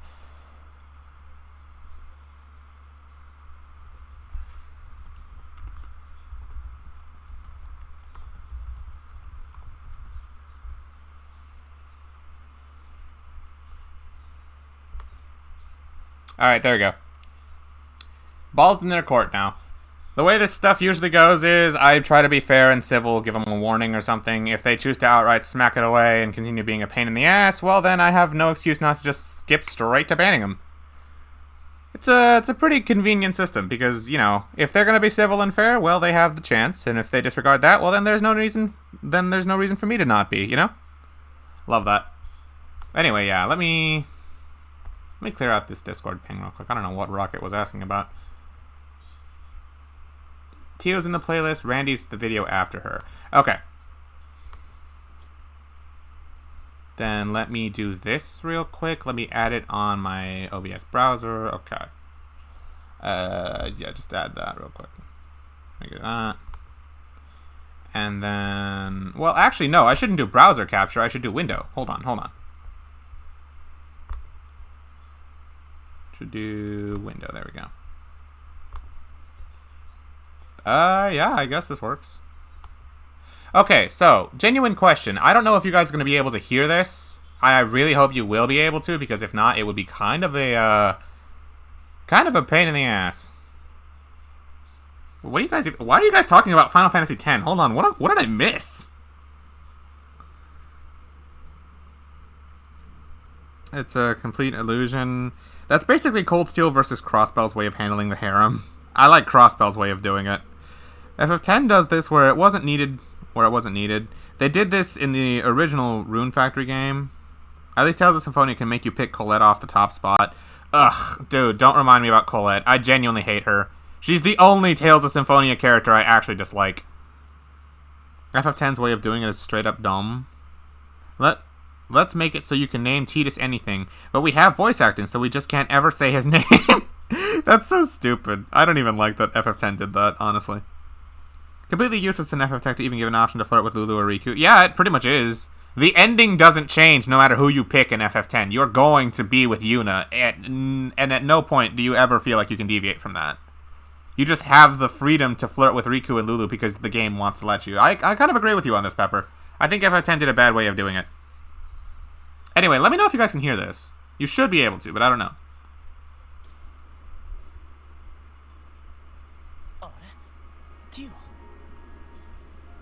Yes or no? Can you hear it?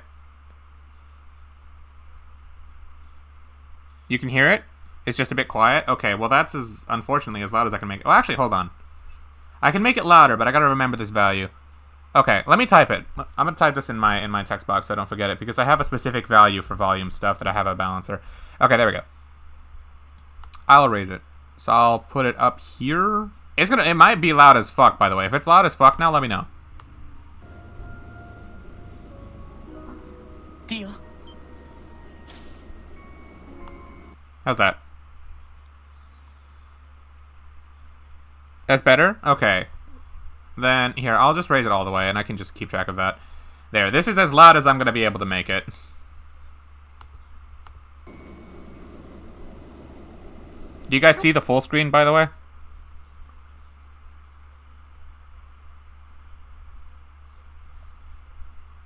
Yes or no? Do you see it as like full screen on my layout, or do you just see like the YouTube thing?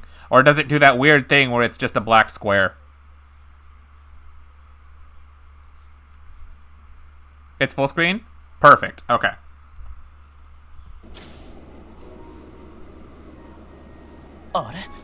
Dio.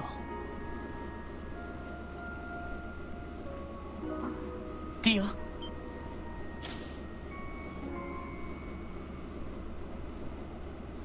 ロイドさ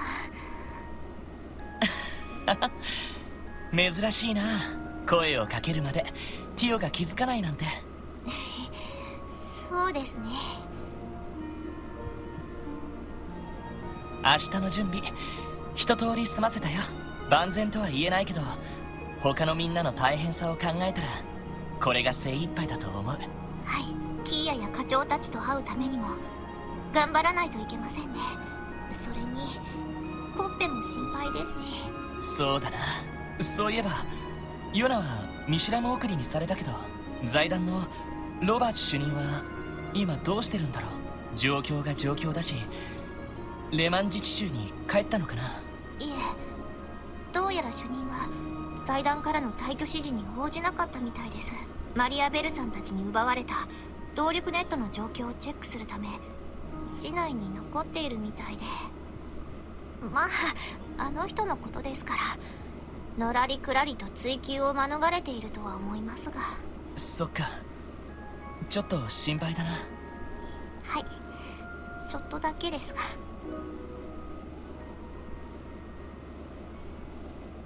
ロイドさん、相談乗ってくれますか？ああ、もちろん。ひょっとしてさっき見ていた手紙のことか？気づいていましたか？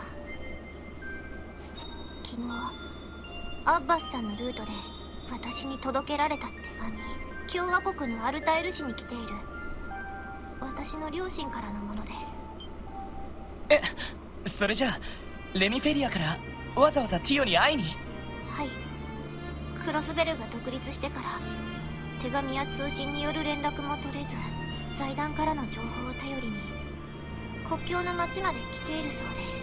現在貨物以外の行き来は完全に制限されてしまっているので足止めされているみたいですが。そうか。Yes, Tio has parents. この船でアルタイル市まで。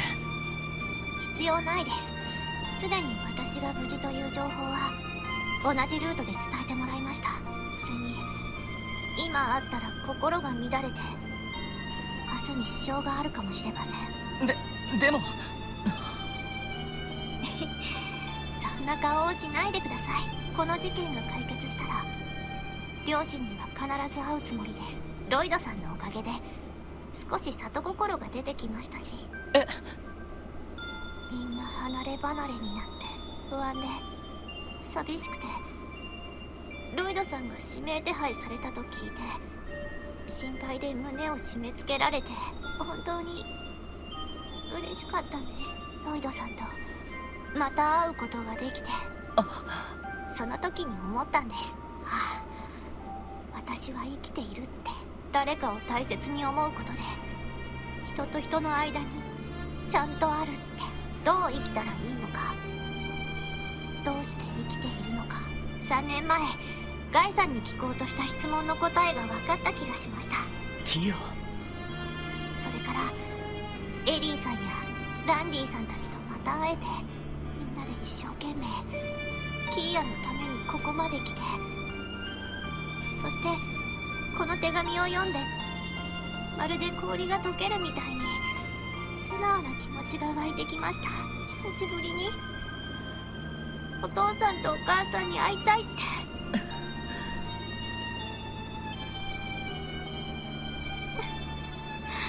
よかった。本当によかった。きっかけについてはちょっと照れくさいけど、でもティオがそう思えるようになったのは俺にとって何よりも嬉しいよ。ロイドさん、2つお願いがあります。聞いていただけませんか？ああ、何でも遠慮なく言ってみてくれ。その一つは頭を撫でてもらうのもすごく好きなんですが、さすがにこんな綺麗な夜には少し子供っぽすぎる気がします。Maybe. そういうもんかって確かに俺も兄貴やランディにされたら子供扱いされてる気分になったな。Randy passed his head. それじゃティオ。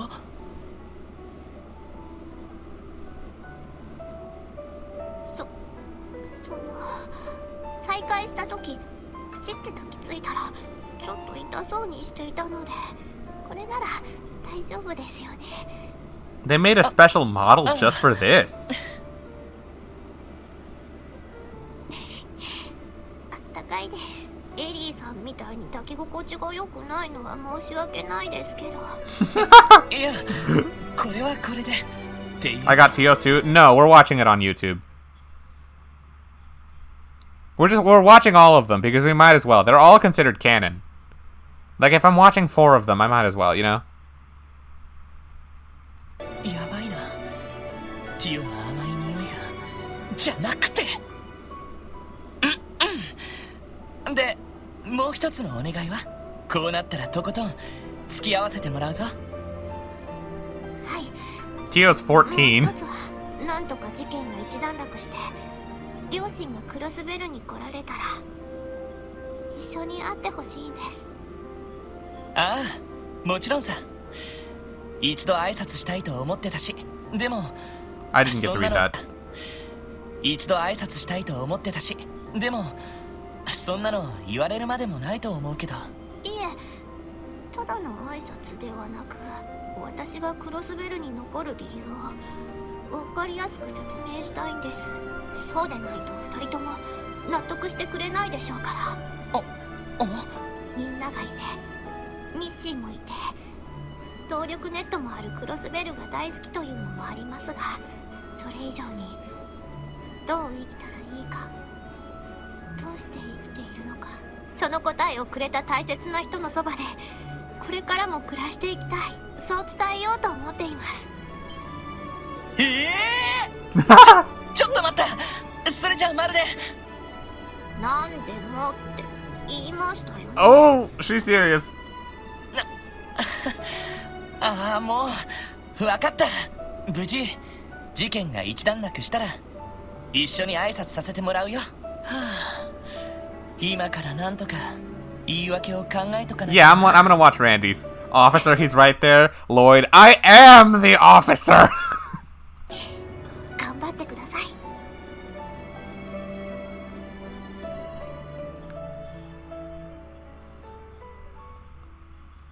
It doesn't tell me what the in-game name achievement is. But alright. That was Tio's. Now this is Randy's. But before I do that, I'm going to stretch. Because Logan redeemed it a little while ago, and I genuinely forgot about it. And I'd rather be able to, like, sit and watch this. So, while we do that... This is going to be loud as fuck if I don't turn it down. Oh, God. Okay. I imagine that's probably still loud as fuck because how I attuned my sound. So, real quick, let me stretch.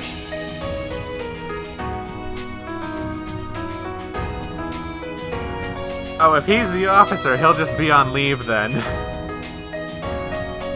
You were scared when I clicked that? No, that's just Trails of Cold Steel. I listen to that all the time. You thought a CS334 video was gonna pop up into the recommended on the right side? Nah. Well, those happen. It happens sometimes, but when it happens, I just ignore it. Like, I look at whatever the thumbnail is, of course, and then that's the spoiler. But beyond that, I never click them. It's how I knew Unfathomed Force was gonna come with Aryan Road, because, of course she would be on the thumbnail for it. You see Hunter x Hunter on my bookmarks? Have I been watching it? Not yet. I've been planning to start it.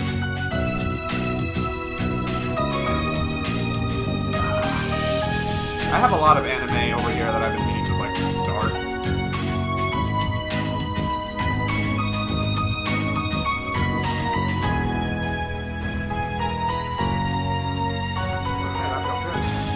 Hey, Punky. If that's you, I have to read you from a distance on my phone.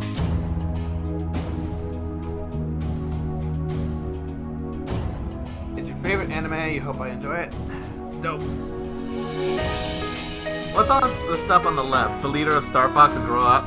Those are fan fictions that Pepper wrote specifically for me. Yeah, so like, I've known Pepper for literal years. And one time she wrote me Star Fox fanfiction as like a story present for like Christmas or my birthday. I genuinely forgot. Hey, I don't lie, Pepper. I literally told you that I have them saved over the course of years. I seriously do appreciate it when people write stuff for me as a gift given. So of course I bookmarked them. I do go back to them every now and then. We're talking about fanfics, will it be weird? Oh my god, no. At least I don't think they were. I don't remember the topics specifically. They're both obviously about Fox, but I don't remember especially what the topic was. Like I said, it's been years, so even I don't remember. I'll have to relook them over at some point. But that's not what we're here to talk about right now. You don't write weird furry shit, Pepper? You're right, but remember that this was years ago and I don't remember what it is. I'm pretty sure I would remember if it was that, though. Anyway. I want to be able to listen to this, too. I have to take off my headphones whenever I stretch, but now I'm done.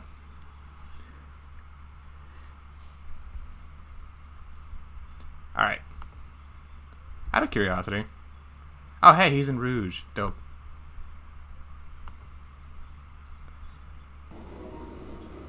Oh, 来たか。ランディ。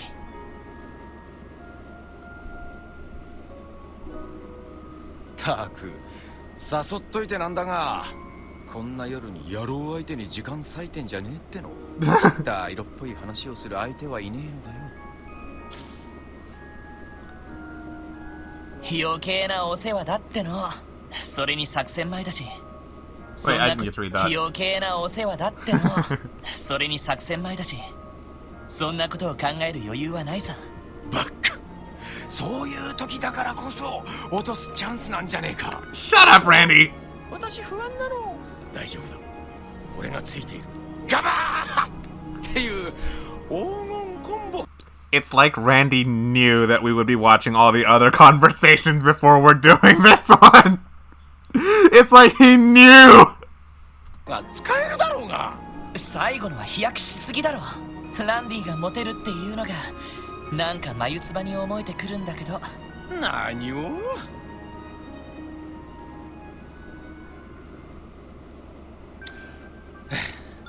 明日の準備は終わったか？ああ、正直万全とはとても言えないけど、ミレイユさんたちのことを考えたら贅沢は言ってられないしね。まあな。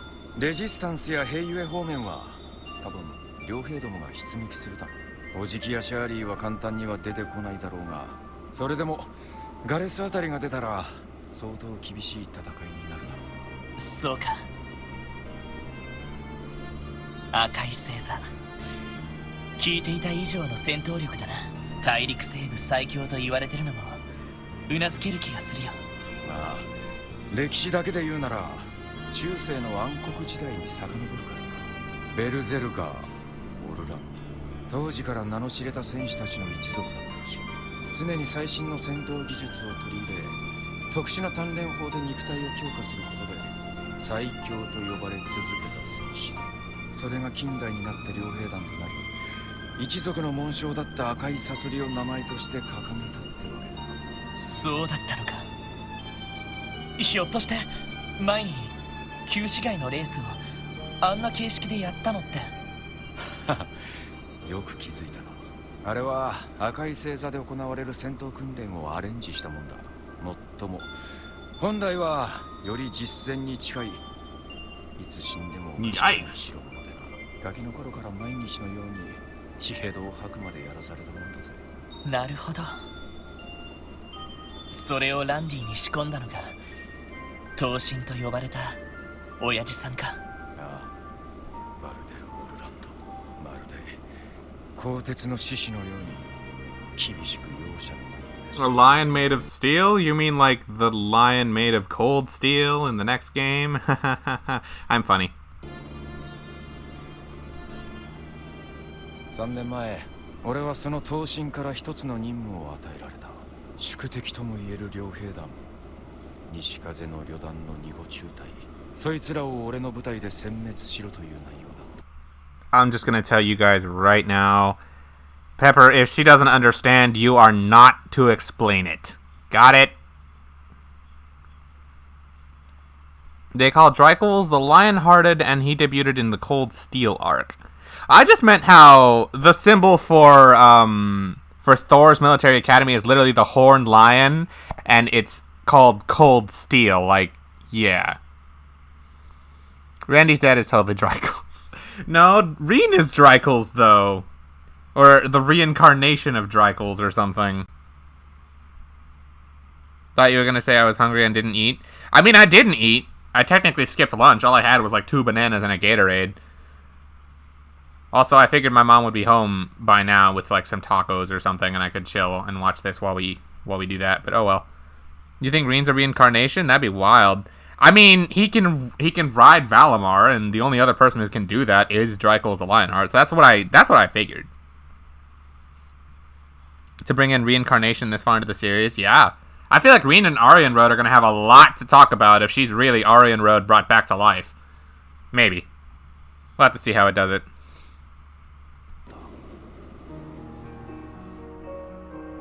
敵兵力はこちらの倍、実力が拮抗していることを考えると、正直厳しすぎる戦力差だった。だがこちらには奇襲と地形を利用できる強みがあった。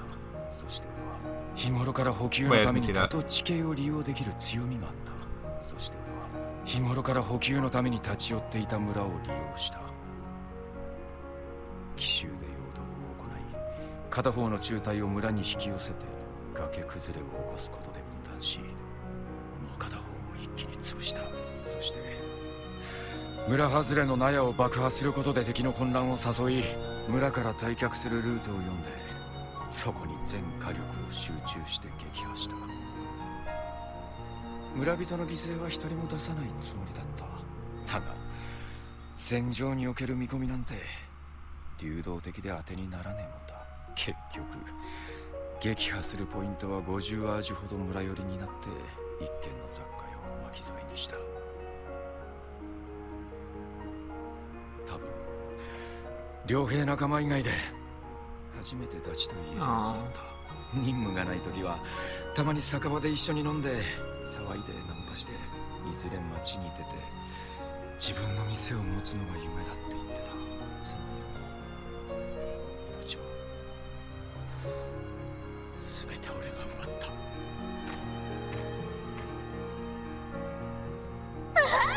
ランディにやるじゃ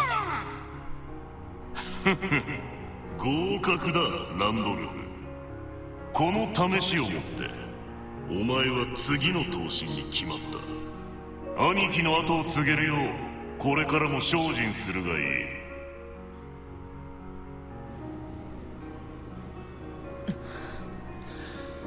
い。しまらねえ話だろう。別にそいつが死んだショックで戦場から足を洗ったわけじゃねえ。傭兵としての生き方にうんざりしたわけでもねえ。俺はただわからなくなっちまったんだ。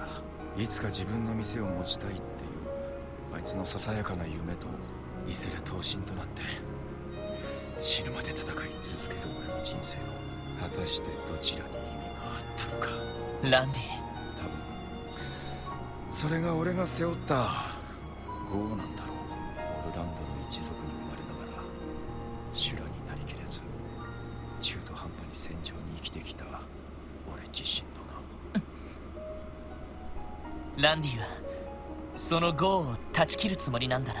あのおじさんを乗り越えることで。まあな、親父が死んだ今それ以外に俺が業を断ち切る方法はない。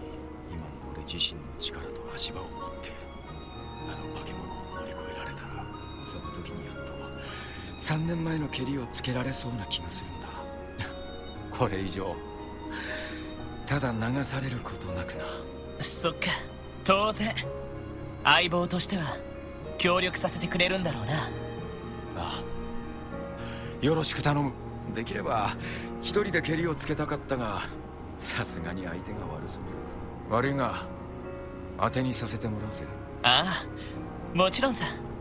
Randy is what's called a Jaeger, which is essentially just a mercenary who will kill for money and never look back to do it.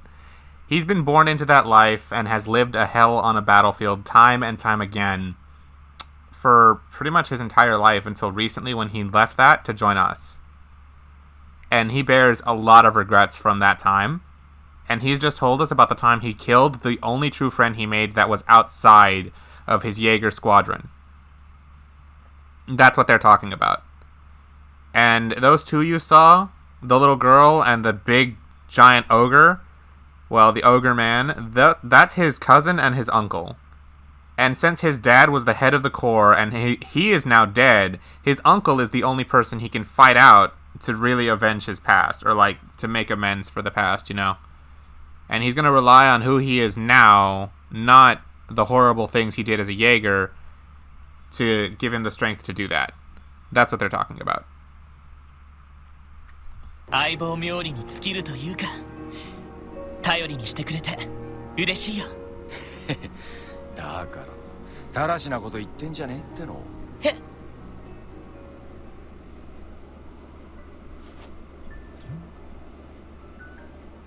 それは酒？ラム酒だ。結構な上物でな。あいつと一緒に村の酒場でボトルキープしていたもんさ。そうか。ライフルと一緒に預けてたが、なんとなく手がつけられなくてな。だが今ならやっと残りを飲み干せそうな気がする。決戦前夜の景気づけだ。一杯だけ付き合わねえか。ああ、いただくよ。And Lloyd relents. Only once. ちょうどは言ったか。無理すんなよ。少しだが結構きついぜ。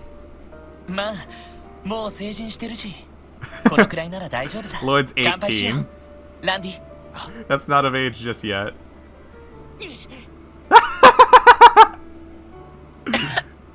Someone needs a chaser. 来るな。言わんこっちゃない。まあそいつが大人の味ってやつだ。だから自分だけ大人面するなってば。なあ、ランディ。ああ、なんだ。事件が一段落ついたら裏通りのジャズバーに行こう。そこで新しい酒をボトルキープしないか。できればもう少しおとなしめのやつをさ。そうだな。ああ、繰り出すとすっか。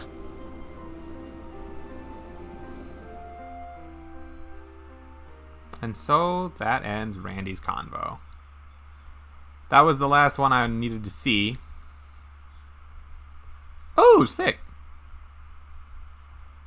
Who? Oh, hey, Allie. Thank you for giving me a sub.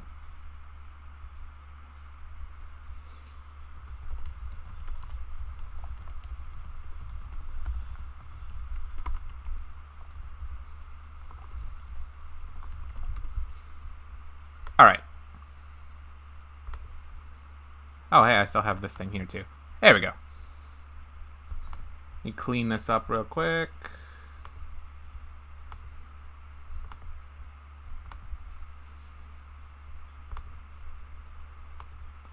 There we go. That was nice to see. Reminds me of this great book called War Childs. It's about two brothers who were kidnapped and had to kill their mom. Or War Brothers. Does sound kind of similar to that, yeah. Another stretch already? Alright, I got you, Logan. And here, this time I can let the game do the audio. Oh, shoot. That was probably loud as hell for you guys. I'm sorry. This is what I'm talking about. I had to raise the actual, like, volume of a lot of things on my stream for that. So here. This is why I wrote it down earlier. There.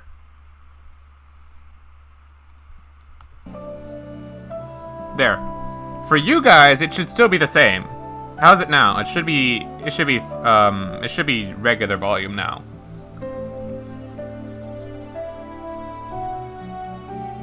Sounds fine now? Perfect. Alright. Well, now let me stretch before we watch Wazi's. And this will be the final one, and then we can progress the story as intended. I did not think we'd be seeing all of these things on stream, but hey, it's better now than later, you know?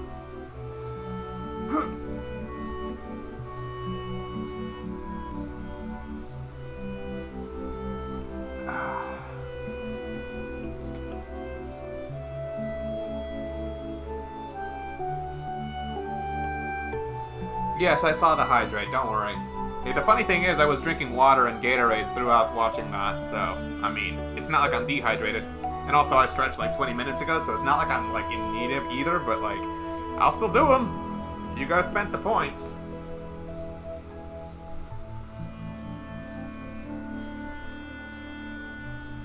Also sick, because Allie gifted me a sub, I have Don's cool emotes. I love Don's emotes, by the way. All of them are Sonic characters, and they're all great. To be fair, there's only 6 Final Bond events in this game, so it's doable. Yeah, I know. It's just, I was under the impression I was going to do one and then advance, you know? I didn't think I'd be doing all of them.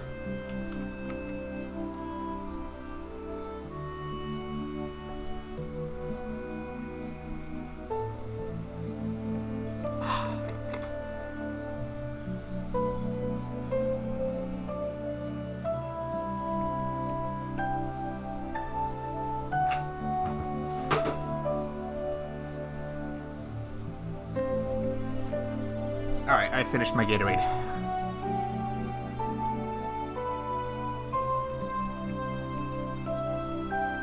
It's not like later games where there's like over 10 of them. Cold Steel 2 had...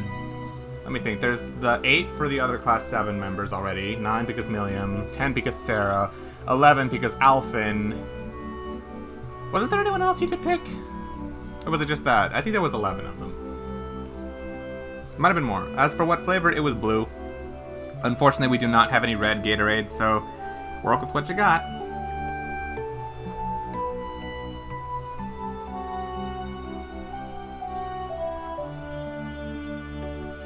Reen's sister. Actually, not in Cold Steel 2, only in Cold Steel 1. You don't have access to Reen's sister by then because she's still in the Imperial Villa. She's still imprisoned at that point.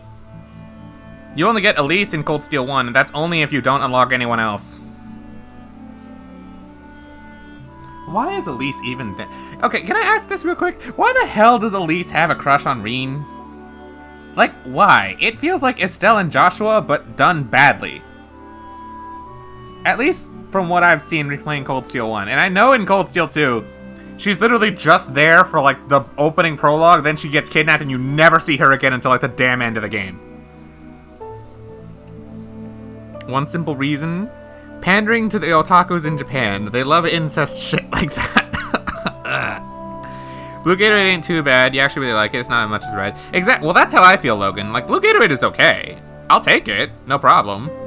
But, like, red is clearly superior, and there's just no arguing that, you know? Gotta have incest, unfortunately. You really don't, but I guess Japan disagrees. そうか。教会の判断に感謝するよ。とにかく決戦は明日だ。どうか改めてよろしく頼む。Falcom knows how to write the stuff as well, shown by Sky, but Cold Steel has a lot of trends that lean towards it pandering to the otakus. The harem being part of that, and the incest crush is part of that too. Yeah, I won't lie. Older games definitely handled that so much better. So much better. Also, I really hope the Calvard arc has less playable characters, not gonna lie. Like, for better or for worse, I don't want there to be 11 main characters in the entire game. Like, going from Cold Steel to Crossbell, I much prefer a smaller cast. I would rather have, like, 6 characters. Like, 6 is literally perfect. You have a good variety of characters. They all get good development time. 11 feels like just way too much. Everyone in Cold Steel gets, like, half as much development as Reen. Any way you look at it, nobody gets as much development as Reen does. And it's just hard to argue that. Like, why? It was just too ambitious. But, like, for what it is, I think they did do Cold Steel 1-2 pretty well.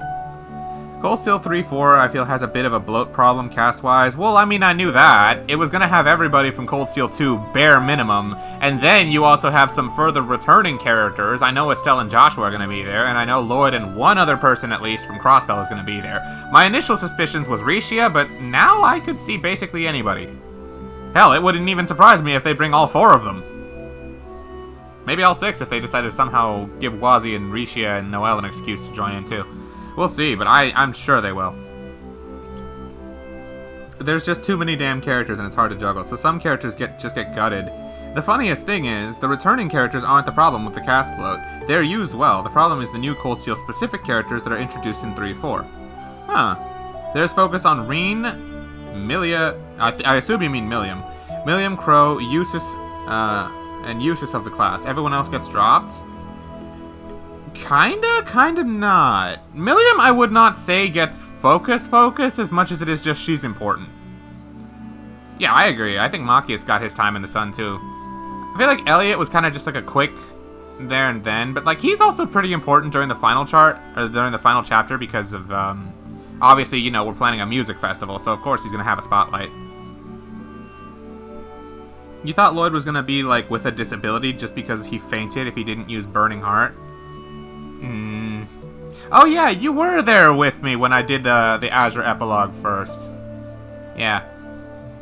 Yeah, because Lloyd fainted when he did that. Well, I mean, that's kind of a leap in logic, but hey, at least you saw.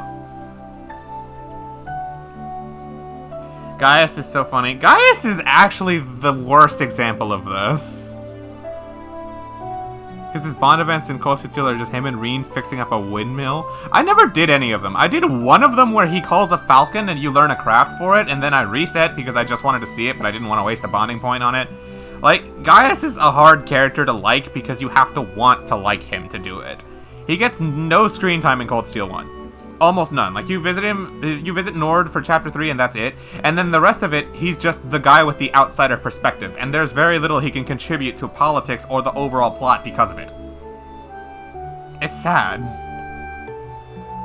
Gaius is too stable in a cast of unstable people. I don't know, I think most of the Cold Steel cast is actually pretty damn stable. Like, Elise is kind of a bitch, but she's not crazy like her mom. Hell, she's trying to snap her mom out of being crazy. Laura's pretty damn stable. That's probably her best trait. Emma's a witch, but I mean, that's not really unstable for her. I think she's actually pretty normal with how she goes about these things. Machias and Eustace kind of fight each other a lot. I'd say they can be pretty unstable at times. I think, who else? Fee? Yeah, Fee's pretty unstable. Like, she's calm, composed, and centered, but the fact is she's calm, composed, and centered in circumstances that you should not be calm, composed, and centered in. No one who has a Jaeger backstory should be calm, composed, and centered with it, but she is. That should speak for itself. Sarah doesn't need an explanation. Who else? Milliam, yeah, she's pretty unstable, but that's just because she's a child. Eustace isn't stable. His family's a fucking disaster. I know, I said that. I said Eustace and Machias are not very stable whenever it comes to each other. Isn't being calm good? Yeah, it depends on the situation. Think of it like this. Fee is used to being on the battlefield, fighting for her life, killing and mercilessly slaughtering people just for the sake of money. She's used to that. She is a 15-year-old child. She should not be used to that. At all. Yeah. Yeah, exactly what Pepper's saying. She shouldn't be that way. Well, not emotionless, but yeah, numb. That's a better word. So it depends. She shouldn't be like that, but she is. That's the problem. She's not supposed to be used to that because she's just a kid. Aren't all teenagers like, hell no! Have you ever seen a sitcom? Teenagers are never emotionless. 了解だ、リーダー。無論力添えはさせてもらおう。ああ、そういえば、もう Yeah, 一つだけ君に伝えておくべきことがあったっけ？ That's exactly why, Funky.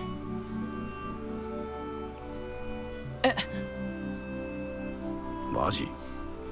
あの件は現時点では秘匿事項に入るはずだが。Now I'm curious what this is about.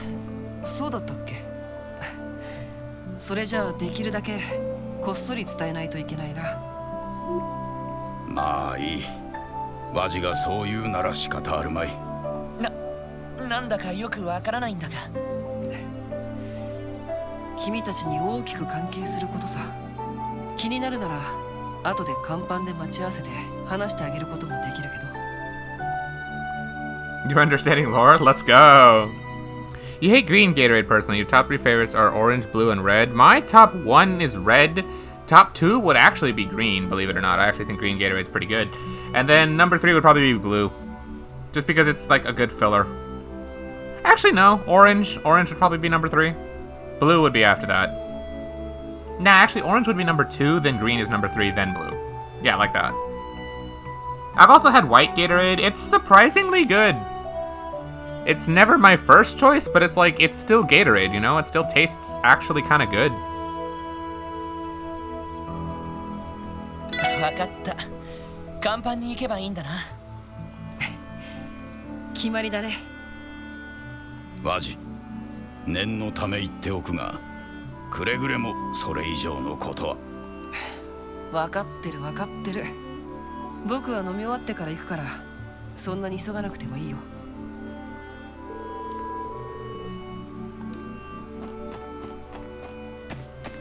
Alright, this time, the last one. そういえば、ワジが気になることを言っていたな。どうする？明日の準備を済ませておくか。Real quick. Just confirming this without a doubt. Okay, I have all of them. Just confirming that real quick, because I'm planning to save over this file. そういえば。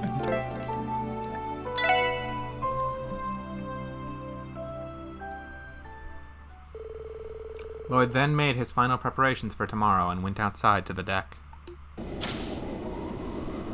やあ、来たね。ああ。あんな風に思わせぶりに言われたら来ざるを得ないと思うんだが。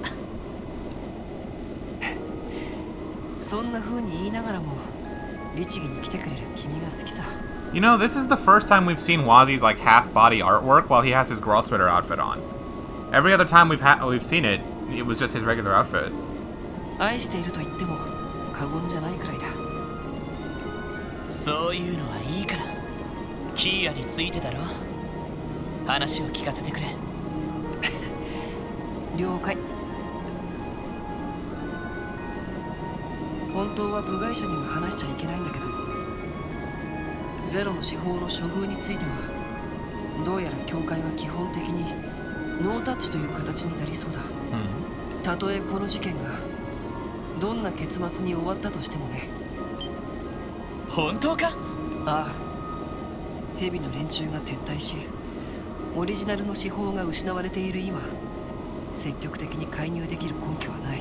That's a relief. That means the church isn't gonna get in the way of Lloyd being with Kia.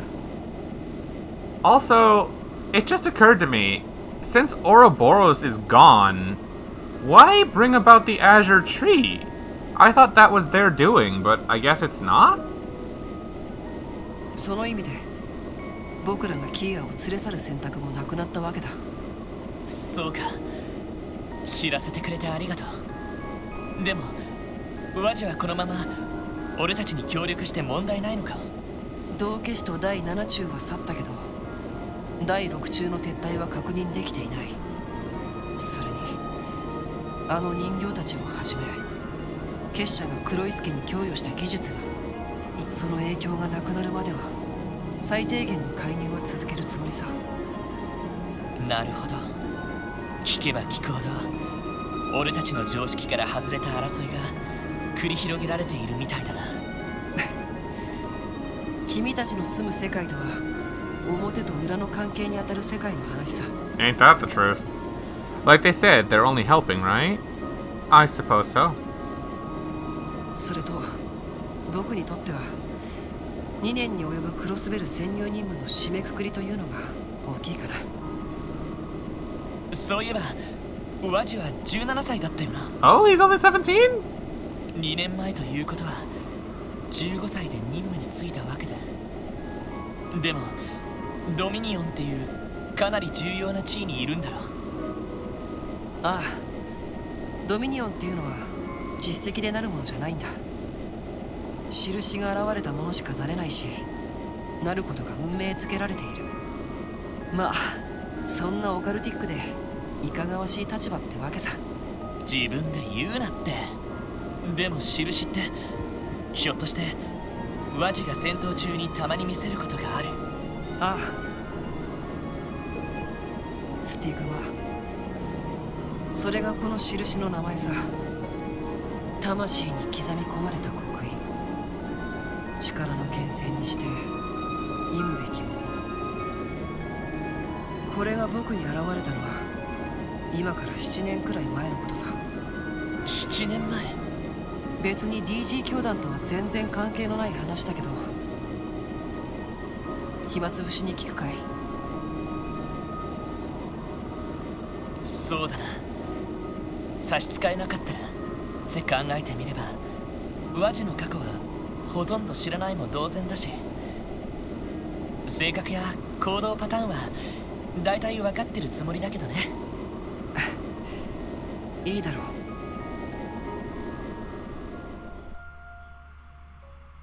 僕の生まれ故郷はゼムリア大陸のとある辺境でね、外界との接触が禁じられた、いわば隠れ里的な場所だった。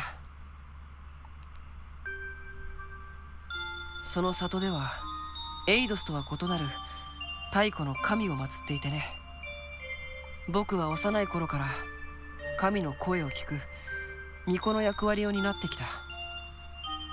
もちろん自発的にじゃなく、物心ついた頃に勝手に選ばれてね。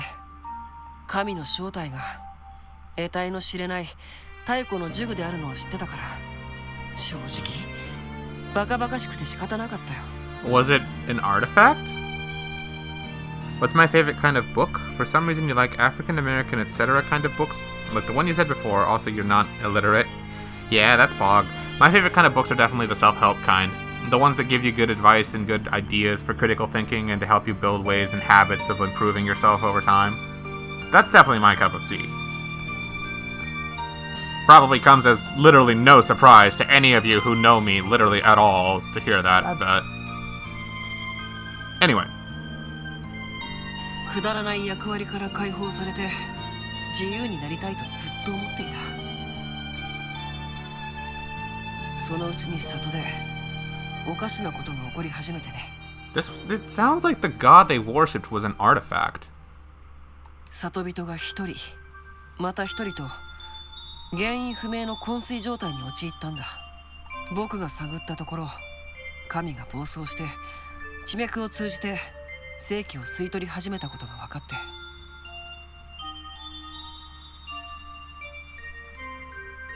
僕は封じることを主張したけど、里の長老たちはそれを認めず、生贄を捧げようとまで言い出したんだ。